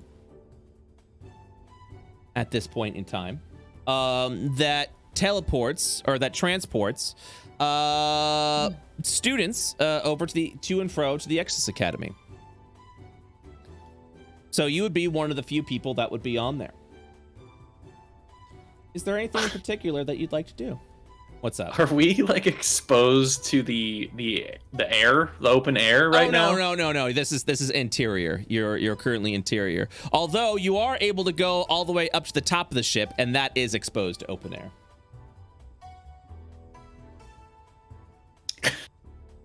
What? I'm just trying to imagine how Armstrong is dealing with an airship. He did say he doesn't like the idea of it. Mm-hmm. Are there windows? There are windows, yes. Kyron's definitely looking out a window. Okay. Armstrong will just look over Kyron. What's Armstrong's general look right now? Like he is like 5 feet away from the window and just kind of like peripherally looking out of it. And just Kyron's gonna reach back and tug on his sleeve and be like, "Look, Armstrong! Look, there's clouds! What? Yes, I see it. Yes, we're up in the sky. It's There's very clouds beneath very- us! Look at this! This is so cool! impressive. I've got to go. I've got to go. You'll see a few people resting upon the airship itself, but not a lot of people are on board.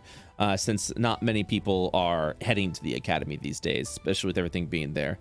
What is Alis doing? Alis, you specifically remember this airship, by the way. Alis is just fucking pacing around. Like, now that they're actually going there, he's like a ball of anxiety.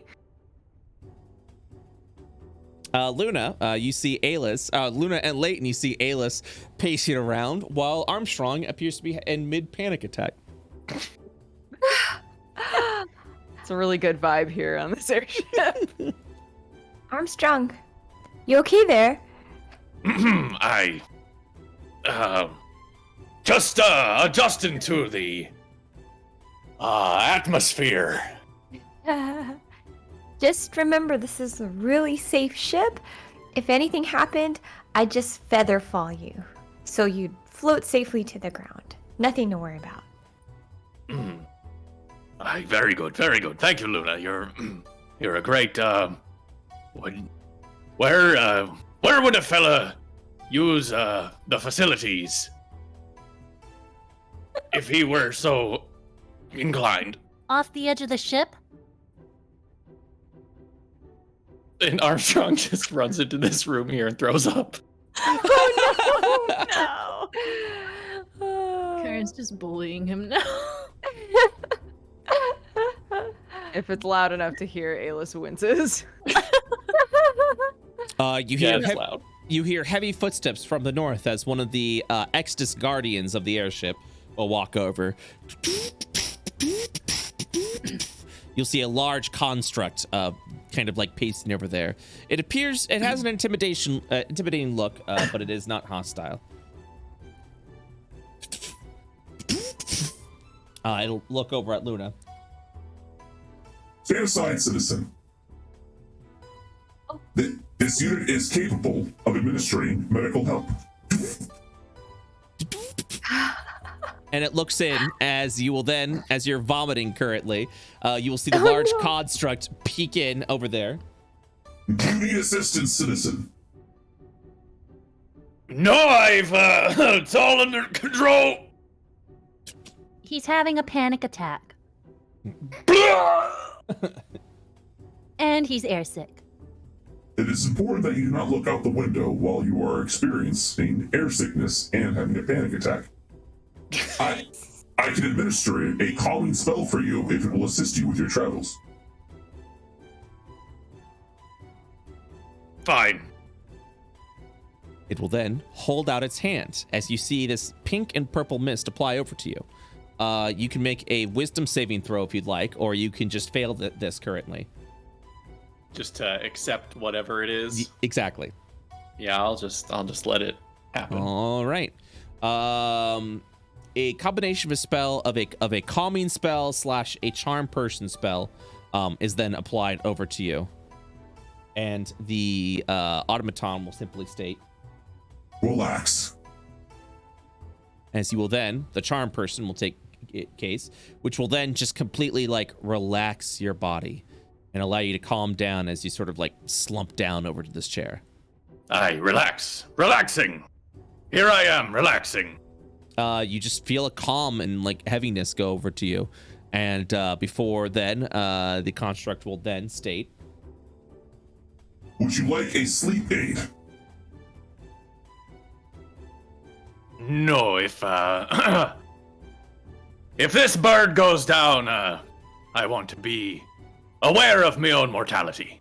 Your calming nature does not essentially doesn't allow you to worry about the ship going down because of the charm person. You're now relaxed. Then, no, I feel much better. No sleep aid necessary.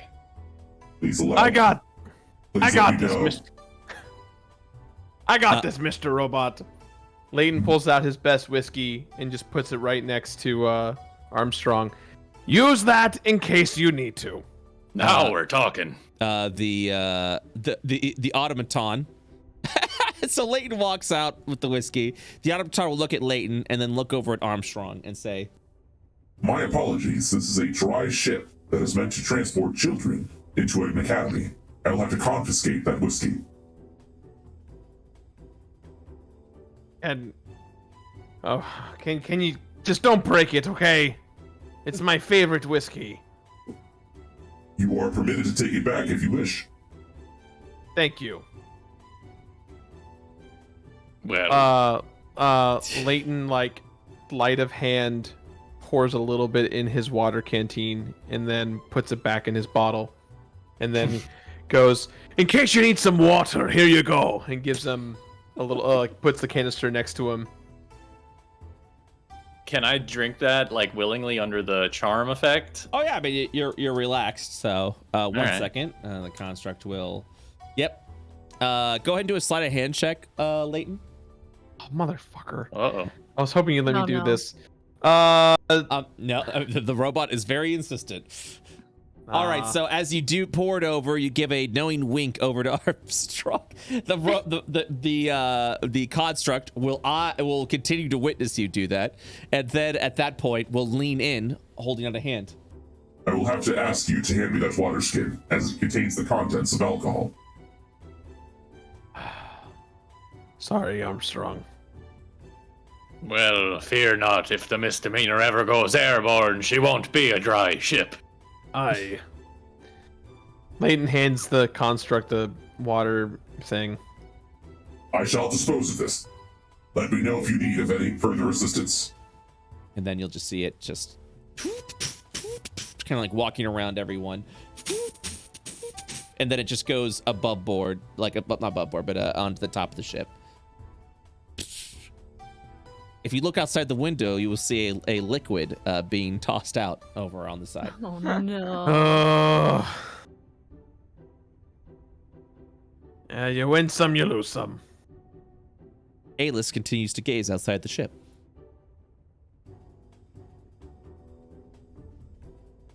You doing all right there, boy? Yes, I'm all right. Thank you. You seem a bit nervous. Are you sure you're doing all right? I am a bit nervous, I suppose. I really don't want to go back there, but I do, because hopefully it'll be the last time. He'll shrug. What is it about going back that makes you feel sad or scared? Oh, I had an awful time there. It was... I mean, I believed that I was potentially locked in there for life. I was starting to plan for myself, you know, could I be enough of a handful that they just leave me alone until I'm having to be a professor there for the rest of my life, or some nonsense. And then I managed to get out. I thought I would have to go back for Eleanor, and I didn't. But now I'm going back anyway. But it's for freedom's sake, right? It's necessary. Aye. But you shouldn't take it personally as we go in there. These, or what's left of this place, rather, it's not the same thing as it was when you once were there. And we're here for you. No matter what happens, we've got your back. And if anyone gives you crap, Leighton like throws a dagger on the floor. What? They're not going to give you. They're not going to give you crap. I'm just kidding. I'm just kidding.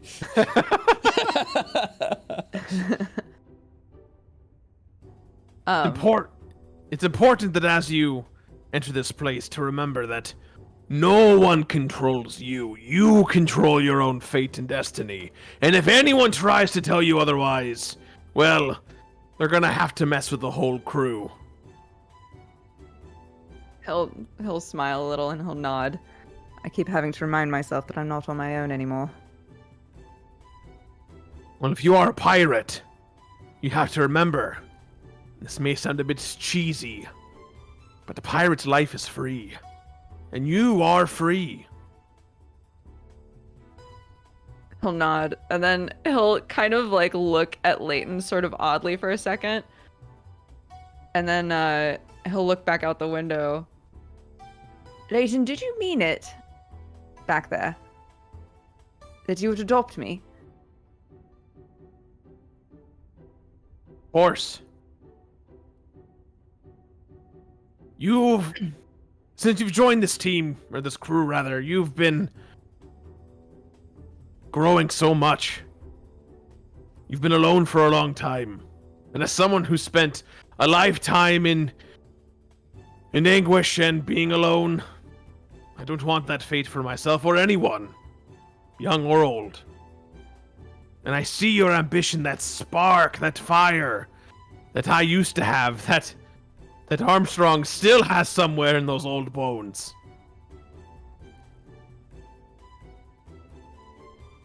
He'll like try to keep himself from smiling, and he won't be able to look at Leighton. He'll sort of cross his arms and nod, say, "Well, for what it's worth, I would like that." As long as my heart's still beating, no one shall touch you ever again. Right. You don't have to take it that far.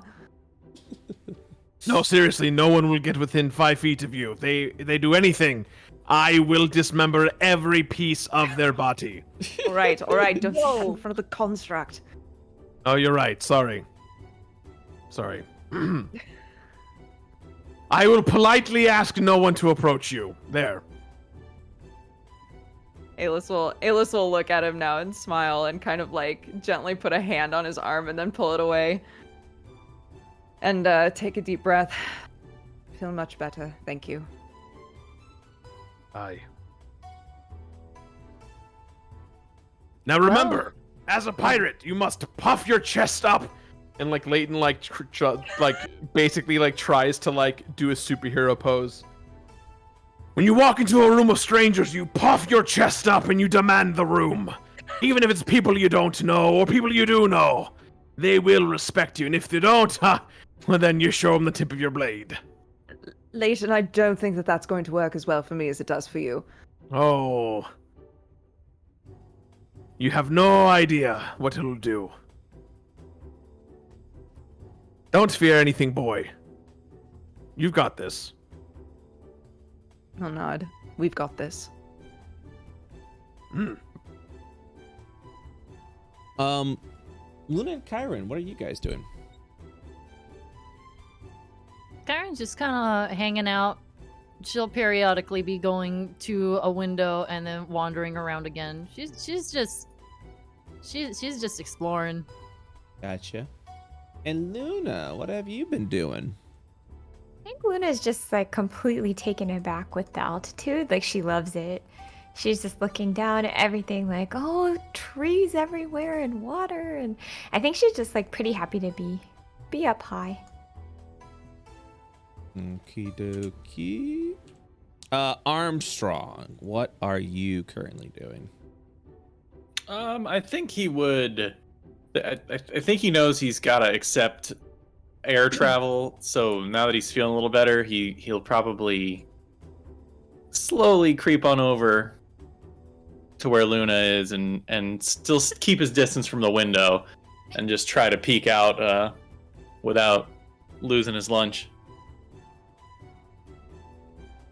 You doing okay there? I feel a bit better after that, whatever that mechanical mojo was. Of course, you're accustomed to all this, aren't you? Yeah, I love being in the air. I used to help build these, well, not ships this size, but little gliders and stuff like that, so it's kind of nostalgic. Well, perhaps you should be the captain of the Misdemeanor when she's airborne. You'll get used to it. It's very new if you've never done it before. But yeah, you're not feeling nauseous anymore? No, not so nauseous. Okay. Just a little. Well, let's put it this way. I can swim, but I can't fly. I can catch you. Because I can fly. Kyron, how quickly can you turn into those flying dinosaur creatures? Is it like instant? Instantly. I can jump off the ship if I wanted to. That's so cool. Anyone want to go skydiving? Oh God. I'll be over Are you here. first in line? How about a nice, good skydiving adventure? Oh, these little rooms sure are cozy. Look how many of them there are. I mean, if you're Can't leave offering, our captain's a chicken. How about you, Luna? would it really be okay? I can catch you. I would love to do that. Oh my God. I don't know what's gotten into the two of you, but you really, since we've gone to Atlas, have been living this weird, crazy lifestyle, and I'm a father, damn it! We're just bonding. She's gonna take Luna by the wrist and start like Bonding. going. We've been a family for years, almost a year at this point. Come on. I've been family for maybe a month. Is Luna coming with? Are we skydiving? Can we? I want to.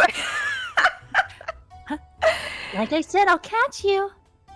Luna has always wanted to do something like this, cause like No. one Above of the board. biggest, Oh no.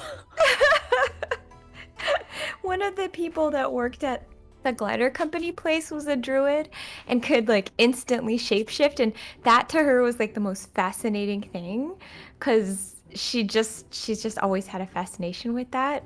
So she's just like, I mean, so how would this work, Kyron? If I like, would I jump off the edge? Would You jump off the edge, and then I'll fly down and catch you. I'll do it. Alis will like mentally surface and realize what they're saying and turn around and be like, "Are you an idiot?" Well, I mean, she probably can like catch prey and stuff like that when she's in that form. 100%. Why would you take that chance? Don't do that. It just, I don't know. I mean, to be able See to how feel. big I get when I turn? I can catch her easy.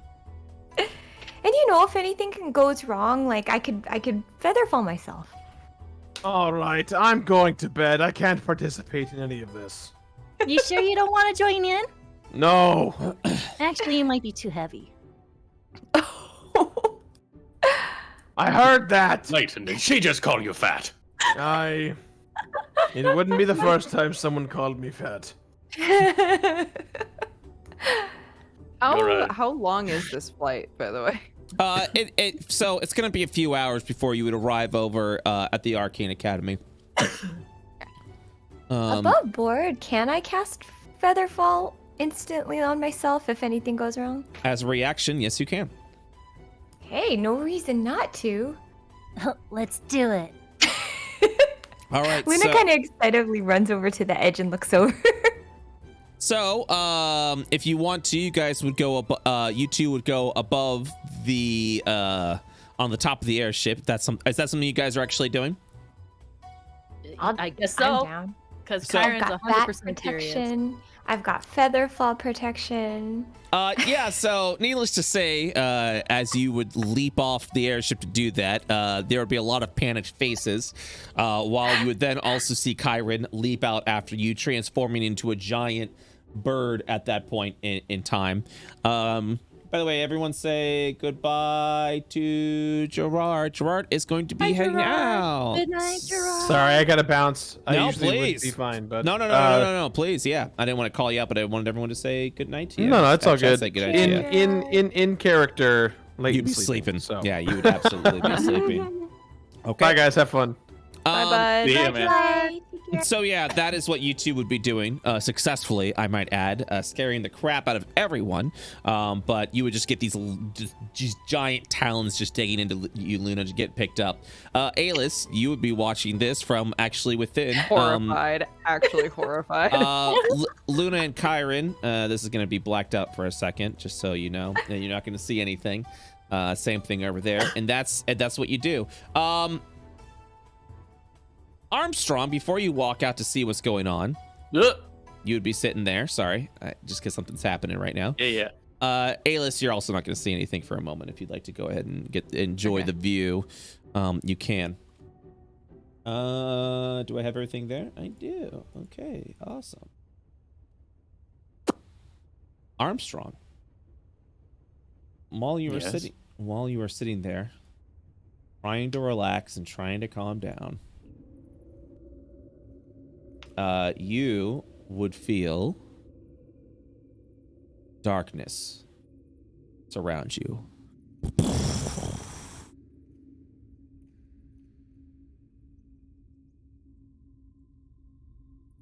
You making sure? Like, am I still where I was? I mean, you do see the chair, but as you look around, you just feel a darkness around you. Can I move? Yeah, you can move. 1 second.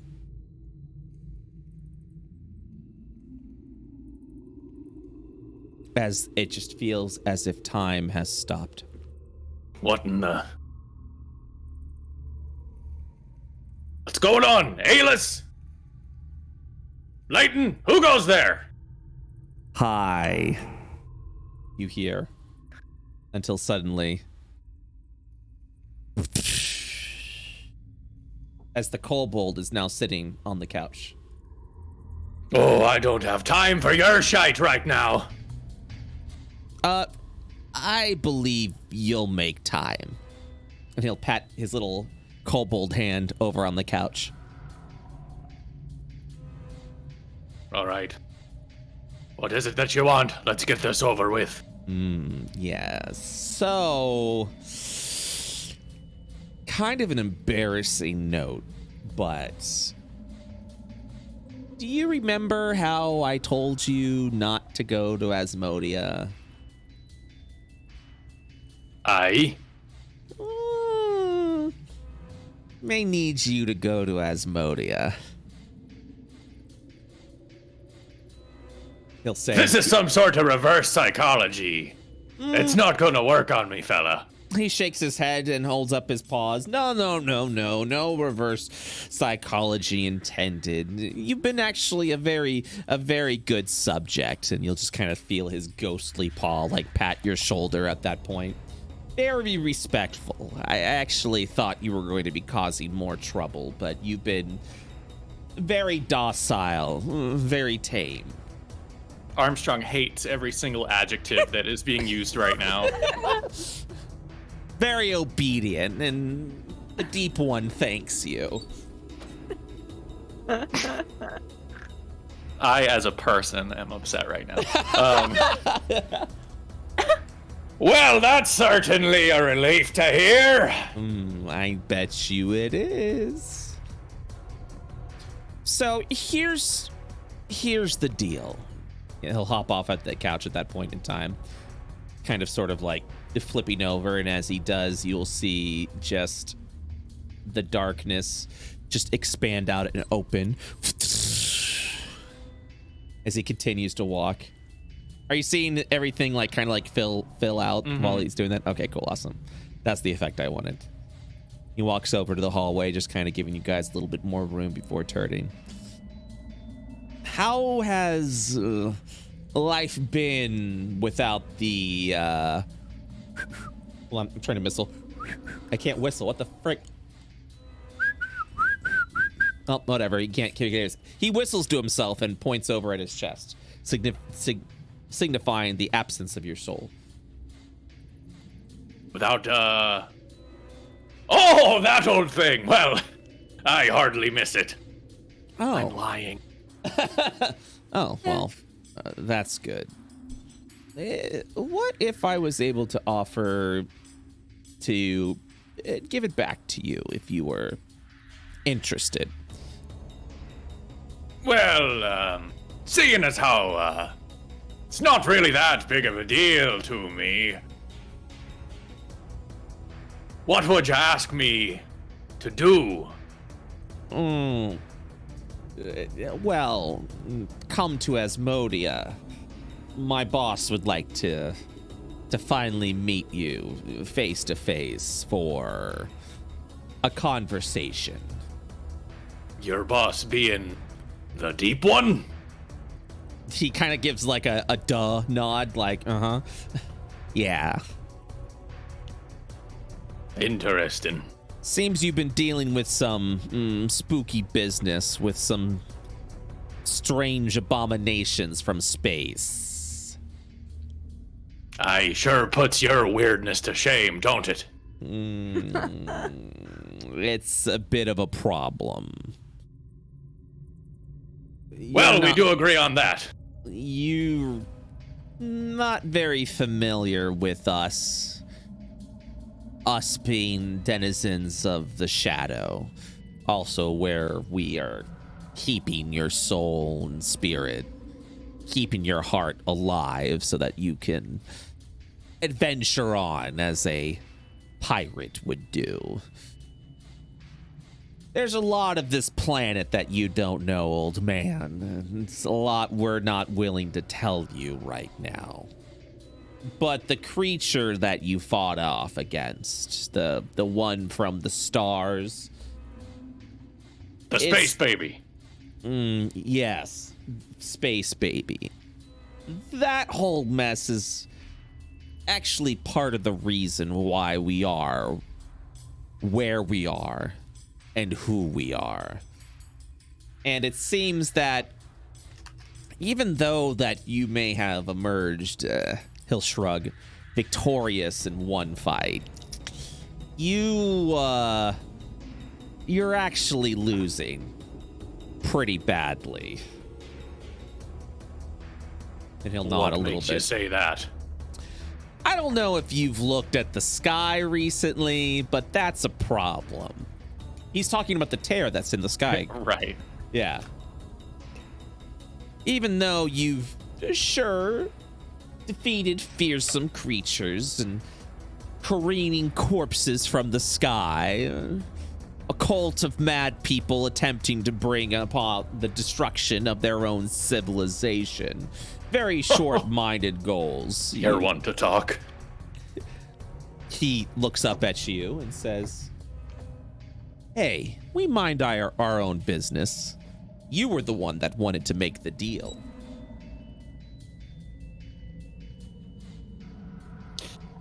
At this point, could I make an insight check on, like, everything he said so far? Yes. Okay. I'm okay at 16.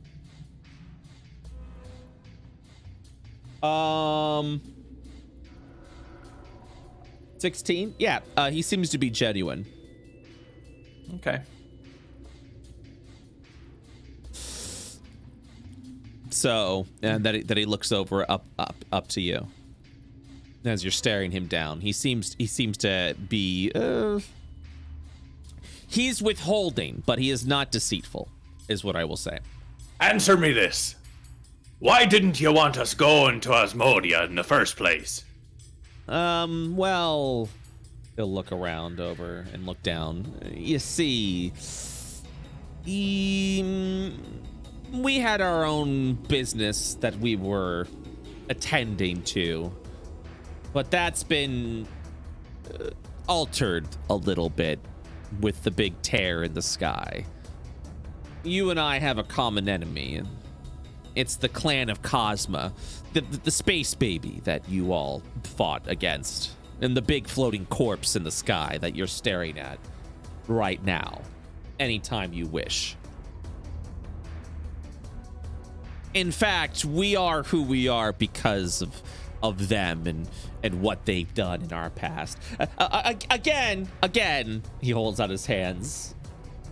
Not really anything I'd like to share with you. It may fragile your little mind. Try me.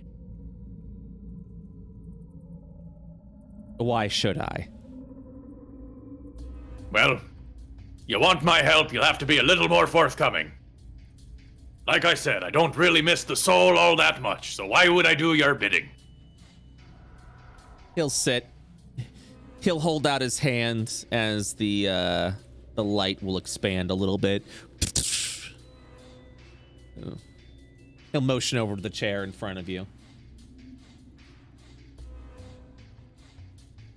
Which one? The oh, sorry, this one. Just Mm-hmm. play along. Yeah. Where to begin? Well, I suppose if you'd like to know more about you and your race of people and who we are, a conversation could be in order. It would probably sound like the ramblings of a madman anyways, so what harm is there in it? You see, you humanoids, you are like a parasite. You're an invasive species here in this planet of Io. You weren't its original denizens. You were originally born from a vial, a tube, through alchemy, through homunculi. You're a manufactured race.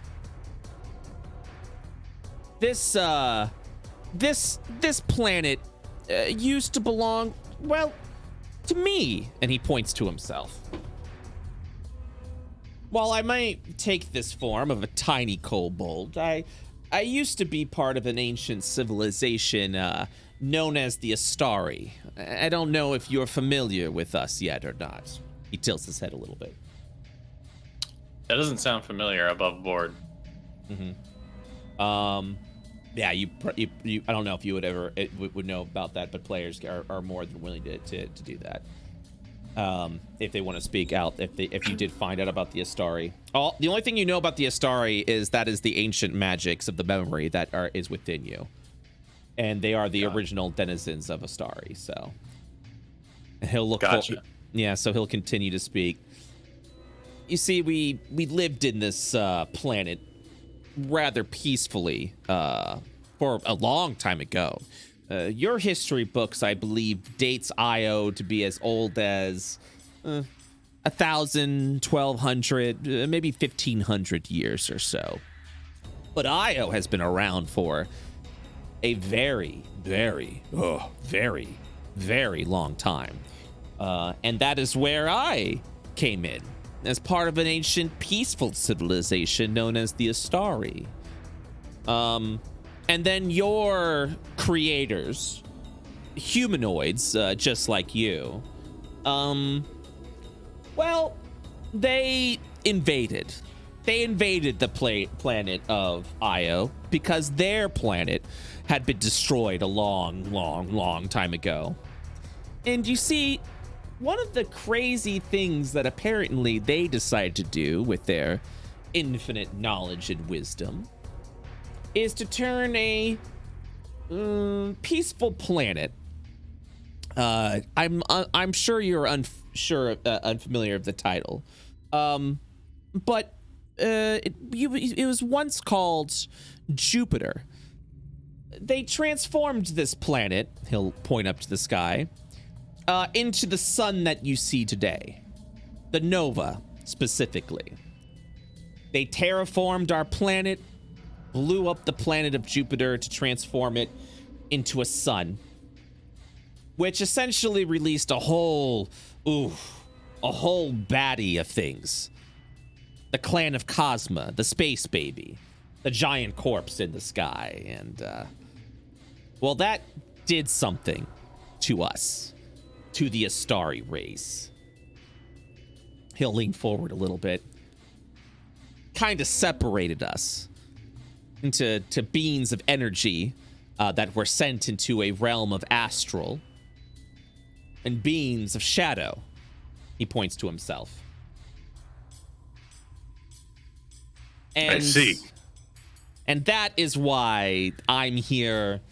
That is why the shadow exists. And that's why there is a deep one. And why we've been imprisoned for so long.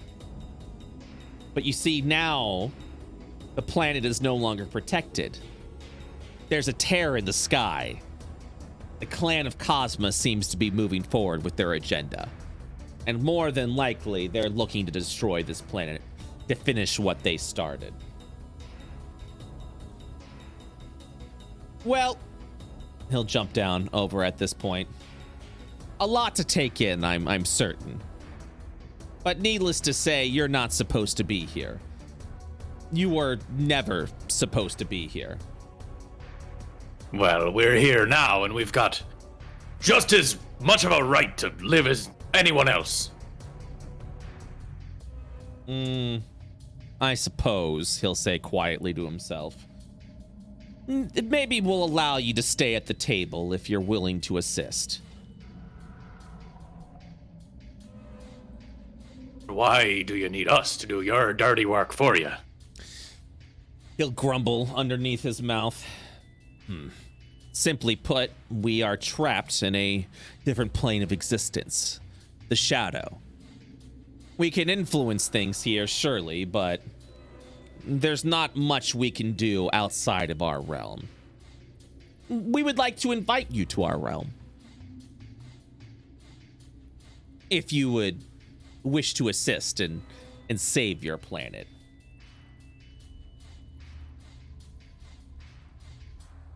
Invite me to your shadow realm. He'll nod. Your payment, of course, to be your soul. We're willing to give it back to you. We've actually had several of your people come through recently.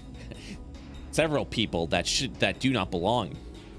But they seem to be making themselves very cozy.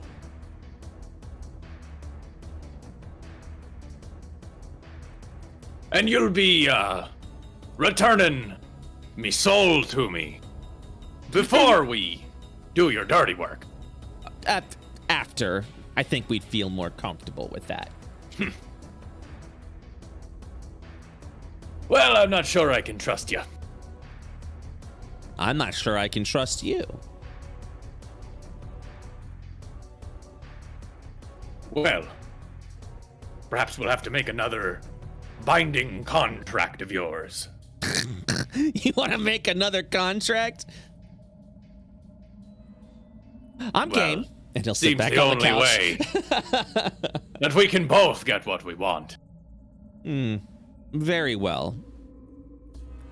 What would you like for this contract? How about one soul for another?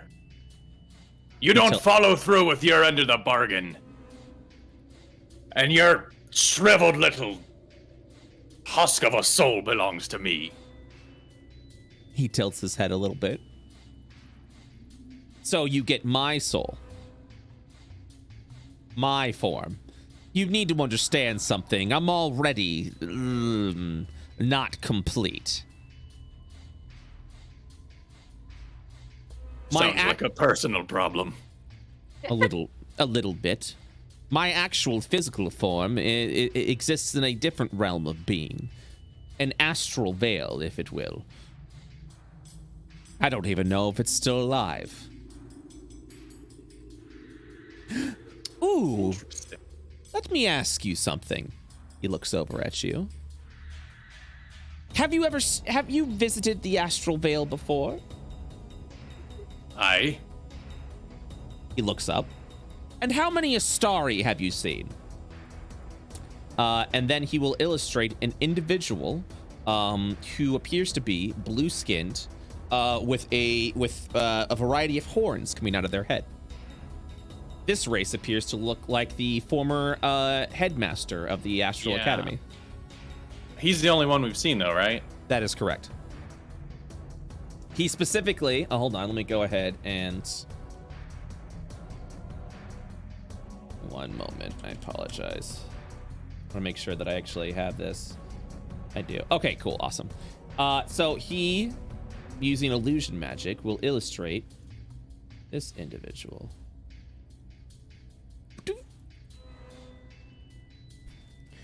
Have you seen something like this? An Astari? And then he illuminates what appears to be Headmaster Lovett. And what if I have? He looks over at you. So they do exist. The Astari are still there. I apologize. I haven't really been able to scribe much, or at all, into the astral veil. Not even the deep one is capable of that.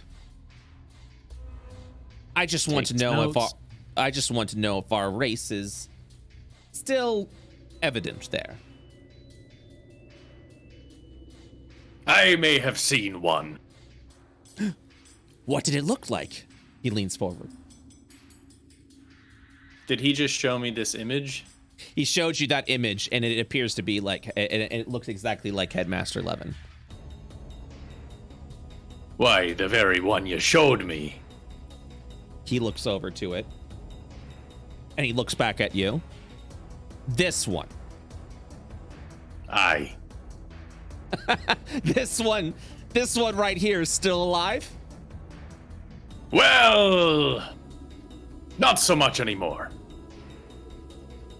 He frowns. You witnessed its death? Not personally, right? Not personally, but you do know that he died. Not personally, but I believe there was an incident. He looks down and then dismisses the image. Was that fella important to you? He will look over to you. His light demeanor now changed, and say, he's not going to like that. Well, don't look at me. If that Astari is dead, that's really going to put him in a bad mood. Your boss. He looks over. We know that that's what the Astari form has taken specifically, because that was the Deep One's body. Oh shit. Come again. Oh my god. The Astari, when the Nova took place, the Astari were shattered in physical form and soul. Our souls were taken and sealed into the shadow. Our physical forms were cast off into the astral. That individual was the body of the Deep One.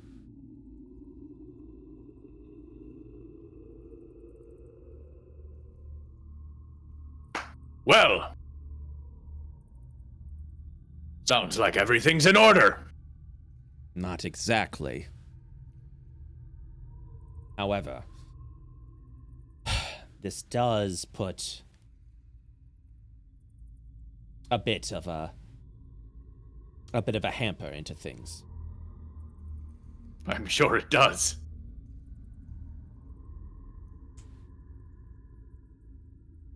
He looks What over. the fuck? He looks. Oh my god. He stands up a little bit. What was the individual's demeanor like? Were they zombies in place? Or did they have personality, feelings, emotions? Well, as far as I heard, this... Well, you met him too. You met him too at one Levin? point. Yeah, he was Did the one I? that... Yeah, you were negotiating with Yeah. him. Oh, that's right. seemed like a...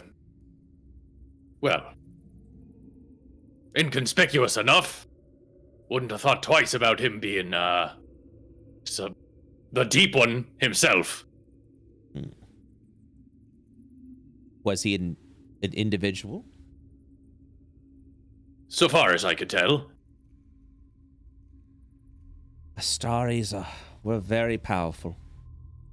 It seems that maybe a fragment of his spirit was also cast off into the astral. But the core power is within the shadow, is the Deep One.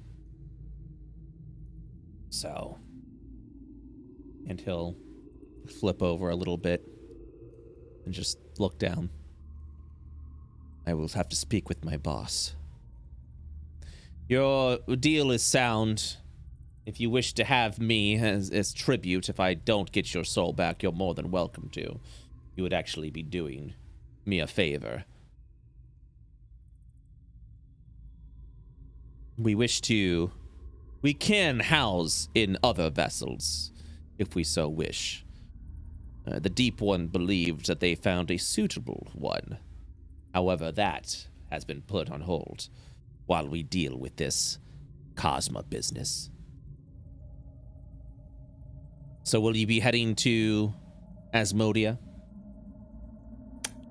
Or is there anything else you wish to whet your appetite? We've a brief errand to run. But so long as our contract is binding, we'll head to Asmodia. The contract is bound, then. Can't remember how we did it last time. Was there some magical contract business? There was. He seems to be okay sealing it at his word. And as you understand, when it comes to these individuals, they keep to their contract. Oh no, we're doing this the pirate way. And Armstrong pulls out a dagger and slices his palm. That's so brutal. He'll hold his hand out for the dagger. Yeah, I give it to him. He'll take it. He dashes on his hand as you just see this shadowy ink just kind of spill out before he hands it back to you. All right, I just grab his bleeding hand and give him a firm handshake and a cold, hard stare. He does the same. Don't die out there.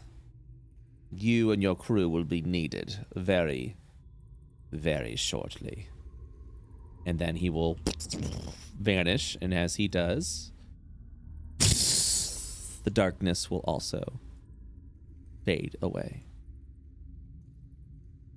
At that point, you all will arrive, landing into the airship dock of the X Academy with new knowledge bestowed upon Armstrong. And with that is where we will end today's session of the Misdemeanor. Oh my god. I'm stressed. I'm so stressed. Did you enjoy today's session? I enjoyed the stress. Mm-hmm. This is some very A+ good stress. Yeah. High quality stress. I'm happy. Now I have to spend a week wondering if I did the right thing. All right. We'll find out.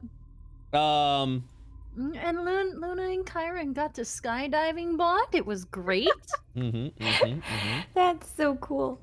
Kyron is feeling closer to Luna. All right. So some lore has been revealed. Goodness gracious. Yep.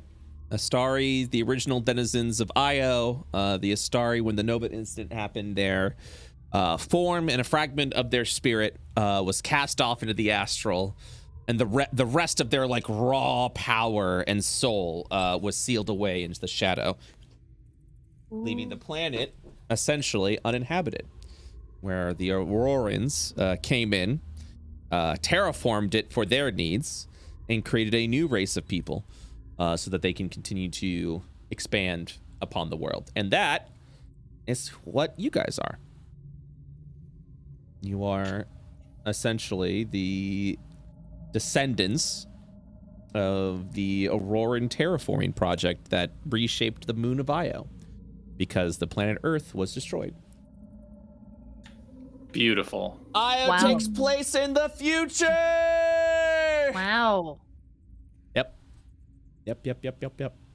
Other campaigns have received this revelation as well, so I figured I would let you guys in on it as well. Oh, gee, thanks. What a way to do it. Happy to do it. Yeah. Oh yeah, but the Levin thing, that was you guys are the first to discover that was God. Yeah. The deep one is essentially the soul of Levin. Oh my god. Ooh. But was Levin the deep one, or was there some other? I don't know. Sure, you don't. I don't know. So yeah, Astari essentially have two sides. Hi, Dodger. Welcome back.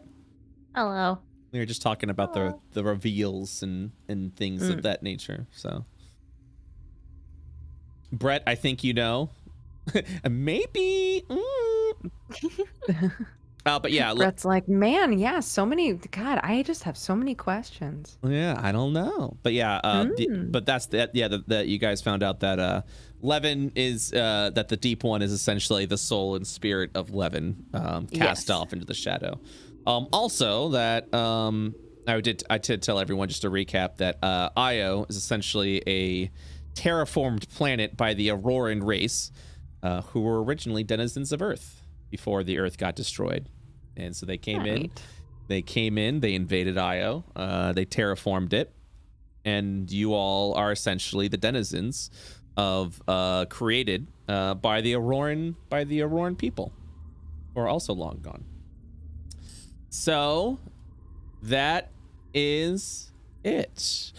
We got some fan art. If you guys are down to peek. Yeah. Yes. Peeky poo. Yes. All right, hold on one second. We got a lot of good fan art.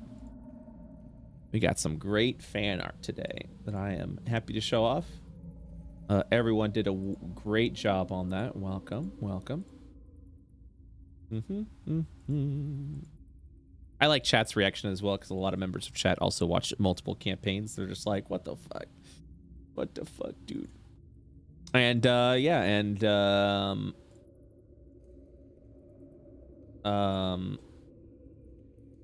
sorry, Armstrong was asked to go to Asmodia. Take the crew to Asmodia. Right. God, I love this. Lots of good fan art. Yeah, big lore session today. All right. Here we go. Oh my god. Oh my god. Oh my god. Oh man. Okay, I've got all the art. Let me make sure that this is good. Display, capture, boom, because you like to switch it around. There we go. All right. Well, bam. Let's start today with the lovely little door of the meat hook and the moon. Yes, good. And also Chiron just written on the side. We got a couple of pieces of door fan art, which I didn't expect. The best card. And then there is Luna over there. Oh, the dragon's Cutie cute. patootie. Very cool. Here's a picture of the entire crew doing a little bit of fishing. I love this one. It's so cute. Oh my god. Doing a little bit of fishing. I love. And here are some of the fish that you guys potentially would catch. There. Oh no. Oh no. Armstrong just fighting the crab. So good. How about thee? This is a crossover joke, I believe, of the eel. So Summer's character in Spire of Euclid has an eel, and that's the eel is always drawn holding a knife. So there that is. Great. Cool. Yep. Then we got this little. Oh, this is cute. I like that one. Aww. Coelacanth. Aww. Aw. Yo, using shape water to catch fish is big brain. Big brain, big brain. Yeah. How dare you? Point. We got a new recipe for you guys. If you guys want to create the Cinna baguette over here. Oh my god. Step one, get a baguette. Step two, spread icing. Luna's ice knife is a good substitute if no knives are around. Step three, sprinkle cinnamon. Step four, heat up the baguette using an oven, create bonfire spell, or firewall spell. I feel like the firewall will destroy it. Jesus. Oh, I God. mean, if you got nothing else to do, I suppose so. But there you go. Nice little recipe for you guys. Make your own cinna baguette. I can't believe this. Oh my God. So this is this is gonna be Paladin A-list. Very nice. Oh my god. Look at the boy. I look like a LARPer. I love it. Here's Luna's spirit, I believe. Oh, Goblin. I love it. Yes, that's Oh, so love that. cute. Another door fan art. Like I said, the door got some good love today. Oh, it's got Oh the note my in the God. gold. Big ol' love to the door. And then we have this little comic with Qua coming back. So, dude, we're crashing here. Radical. Oh my God. God, I hope So good. that'd be wonderful. That'd be wonderful if that's how that ended. So, thank you for the fan art, everyone, and thank you guys for playing. Did you guys have fun? Good session today? Yes. Yeah. Wonderful. Hell yeah. So you will arrive at the academy in the next session, with and see exactly what's going on there as you go on your knowledge gathering / potential maybe heist. Maybe, who knows? With those Heck eyebrows. yeah. All right, guys. Thank you so much. I'll see y'all next week, okay? All right. Okey-dokey. Bye-bye. This Have is a- so fun. Thank you. Come on. Have a good one, guys. Bye. Hey, guys. Did you all have fun today? Good session. Hope you all enjoyed yourselves. Brett, you're a wonderful DM. Thank you so much. Yeah, guys, some of you like to point out, they're like, oh, the voice is different. Oh, that sounds like this person. I am only one dude when it comes to voices, so you don't have to point out that my voices sound the same to other NPCs, chat. I am not a man of hundreds of voices, and I just do the ones that get the point across. So yes, please be respectful of that in the future.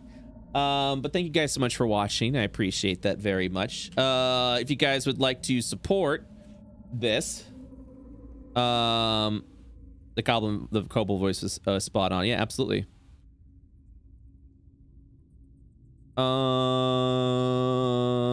Yeah.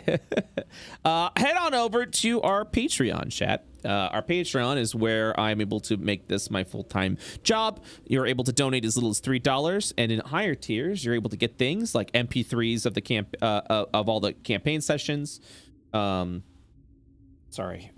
all the campaign sessions, maps, as well as the Game Master notes. There's also other higher tiers that you can go ahead and donate to, including a tier that includes shoutouts at the end of the stream, which would include this one. So thank you so much to Why Not Gemology, Baker Staunch, Lopar Pander, Twitching Pickle, Starter Pack, Last Note, Eagle Wolf, Jeremy's B, Wiry Traveler, Con Air on DVD. Thank you guys so much for everything that you guys have there. Much appreciated. Very, very, very much. Consider your support today, as that keeps IO going and allows me to effectively DM full-time in this living, evolving world.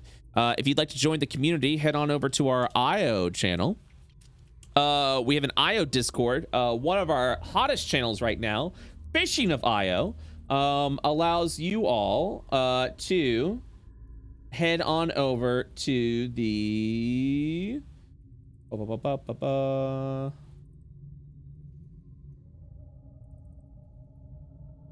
our Fishing of IO channel. So specifically what I've done is I'm going to be implementing fishing over into our D&D, into this D&D game, into the world of IO, and I need your help to populate IO with fish.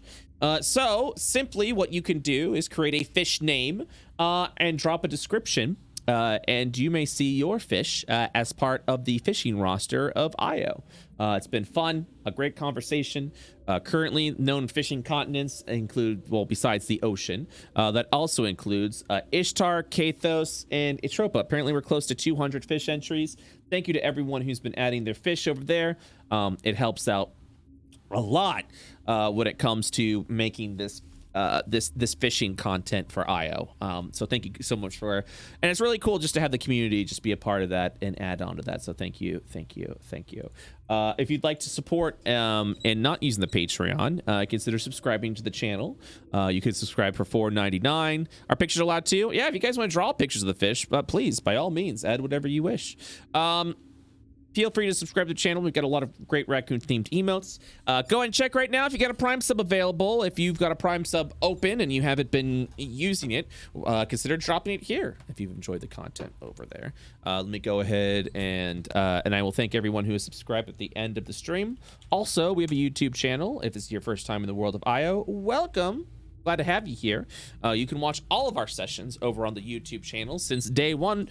If you want to take on the feat of watching everything, as so many people has done, there is an Master IO playlist that's in chronological order of all the sessions that have been uploaded in order. So go ahead, subscribe to the YouTube channel. We're almost over at 10,000 subs, and follow me on Twitter, twitter.com/BrettUltimus, for just general musings and the like. Let me go ahead and thank our subscribers very quickly. Do I have it mute? All right. Thank you to everyone who subscribed today. Appreciate that very much. People who have subscribed. Sergeant Avitus, thank you for the Prime sub.